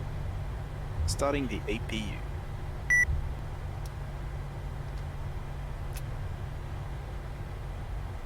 How do I do? Configure for single engine taxi.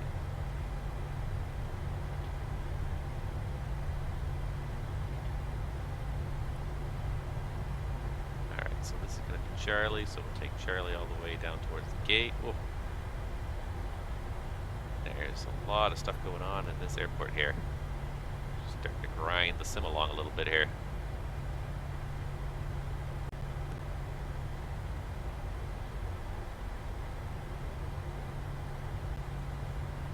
Oh, come on.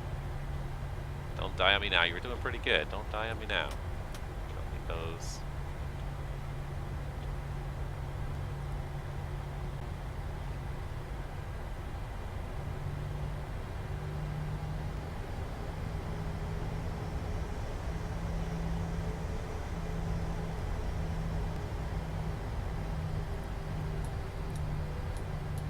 APU on the buses.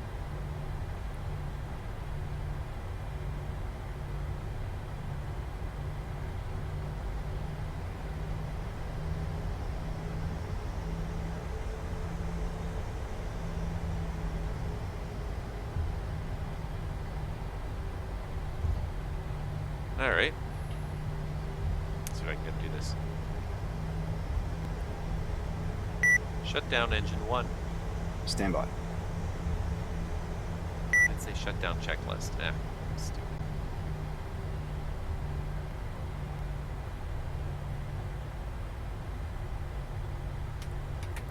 Alright, let's try this myself then. Because it's a long taxi in, get the APU up and running, save some gas and shut down one engine.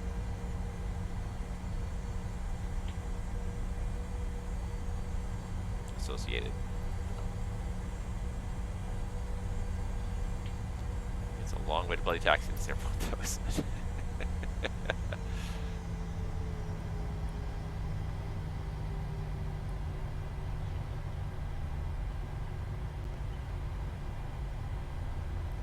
I did call clear, didn't I? I think I did.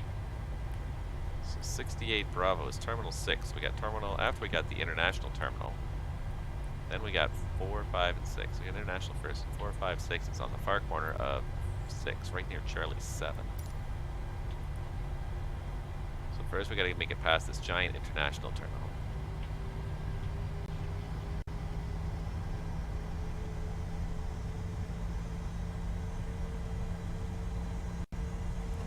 Awesome, our electric's there.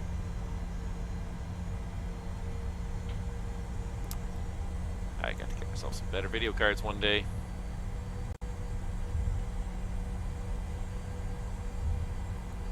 Slowly save my money for that. At least the price of video cards has gone down a little bit. It's starting to become a little bit more reasonable, but still not great. Quiet here in LA too today. I do find that this is one of the LA's. This is one of the sceneries that, even though it's a default airport, there's so much detail in this area, and it's not just LAX. It's like it's the whole Los Angeles basin. It's just a huge urban area with so many objects, so many trees, so many buildings. It's all but impossible for the sim to keep up with it. I found that Los Angeles, New York, and Toronto are the three like urban areas that are just so big, so vast, so many buildings that they always bog down the sim. Alright, so this is 4.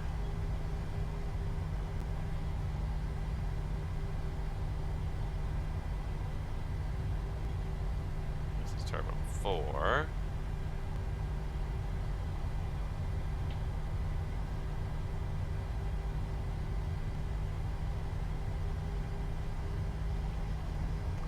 Do I have an airline in pilot's life that I really want to fly for? I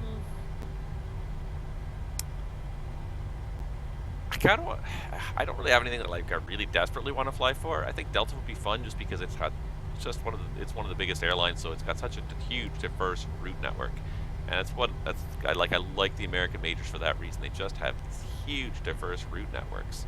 So I think Delta would be a fun one to fly for. Atlanta's a fun airport to get in and out of. There's lots of good ATC in Atlanta. Yeah, I'm not like hard pressed for any one particular airline, but I think that would be fun. Alright, I see some equipment parked here. Is this where they want us to park? Does this say 68 Bravo there? Wow. And my sim just ground to a halt here. What the hell? What is suddenly... I got all of my processing power here.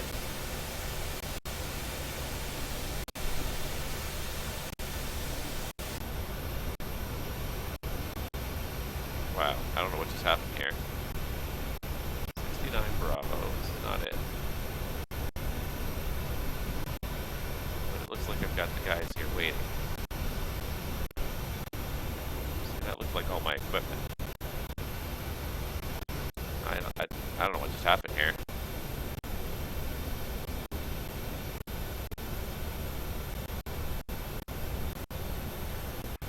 Alright. You know what? Whatever gate this is, it's the gate we're going to. My bandwidth is too low for data streaming. Yeah, something is going wacky here. My system all of a sudden, I don't know what's going on. It was working, it wasn't great, but it was working okay, and now it's... something has really kind of gone downhill all of a sudden here.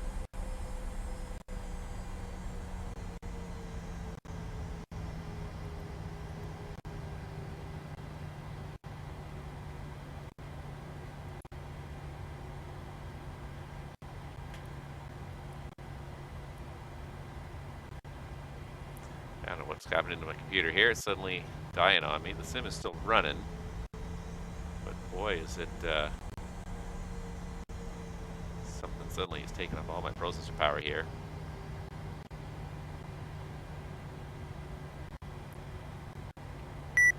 Lights and doors.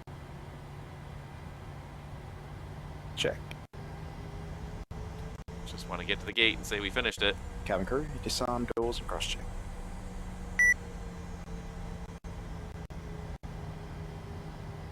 Super slow because of the frame rate I'm dealing with here. I don't know what's going on. Like all of a sudden, my system is up to 13% of my CPU usage here. Just trying to see what's doing on the other screen here, and it just absolutely went insane all of a sudden.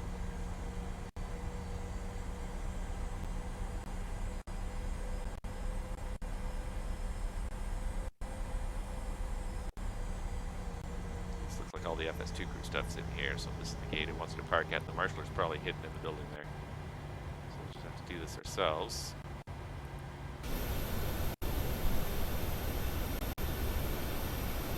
It's a little tiny bit better from outside. I don't know what's going on. I have never seen my computer suddenly start stuttering like this. Oh, Windows, what are you doing now? Probably trying to download some new malware on me.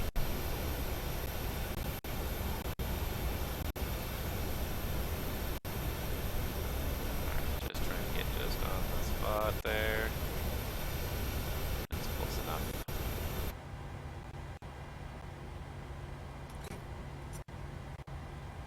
Alright, generators are on the bus, so we'll get rid of that.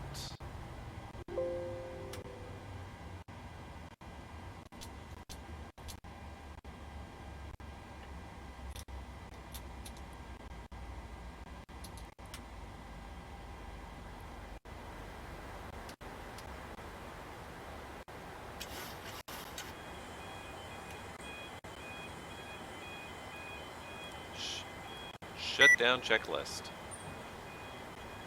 Shutdown checklist. Fuel pumps off. Propane off. Hydraulic panel set. Flaps. 0. Up. Parking brake. Set. Engine start levers. Cut off. Weather radar. Off. Off. Shutdown checklist complete. Went to the back door. That's fine. Stand by. Default scenery. Checked. What are you gonna do? No, it's not the internet. My computer suddenly, I don't know what happened to my computer here. It suddenly has gone to pieces. It does not want to do anything. So I'm just going to have to pull the plug here. Like you can see this, it's not the...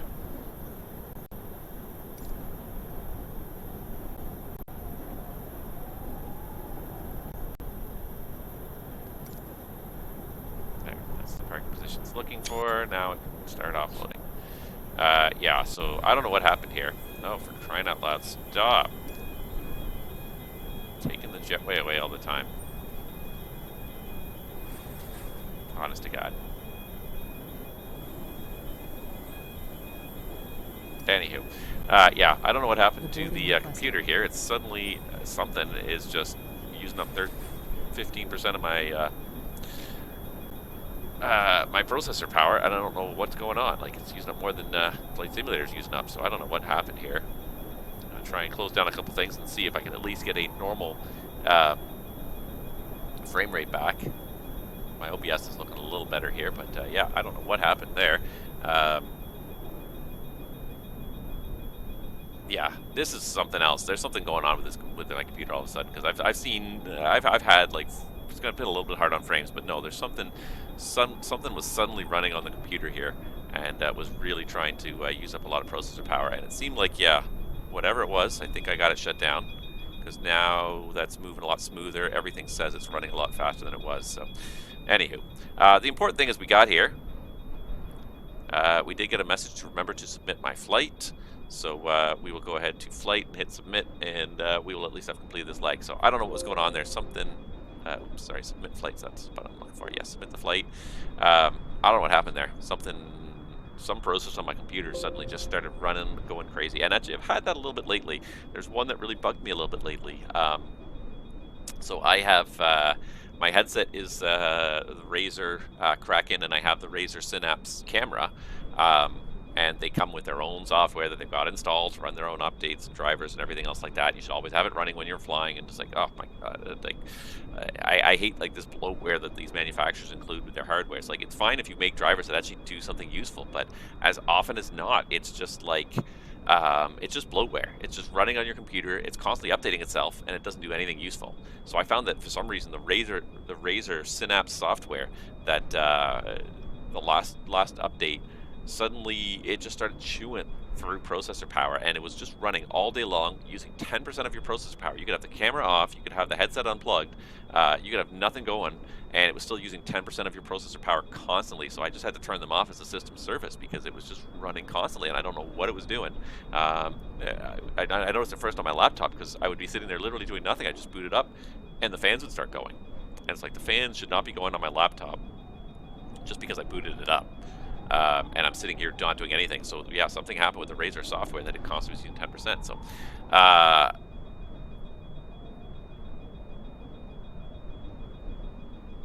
Intelligent Standby List Cleaner was the program that fixed it for me. And I do find that I do get, after a little while, I do get some RAM. I must get some RAM leakage, because I do find that the longer flights, Microsoft's Flight Simulator starts to kind of degrade after a while. But no, something was running there in the system, and I wonder if it was SimToolkit Pro was trying to shut itself down. And I like that software, but it does some interesting things. It seems to have fixed it now, because now you can see I can move the airplane around. It's pretty smooth. I'm not going to bother about the unloading, because the position we're in is not correct. We were supposed to be at gate 69 Bravo, which I get, or 68 Bravo, which I guess was this one here. But it looked like all the equipment was set up for this one, so I don't know. Anyways, not going to worry about it too much. The point is that we landed safely.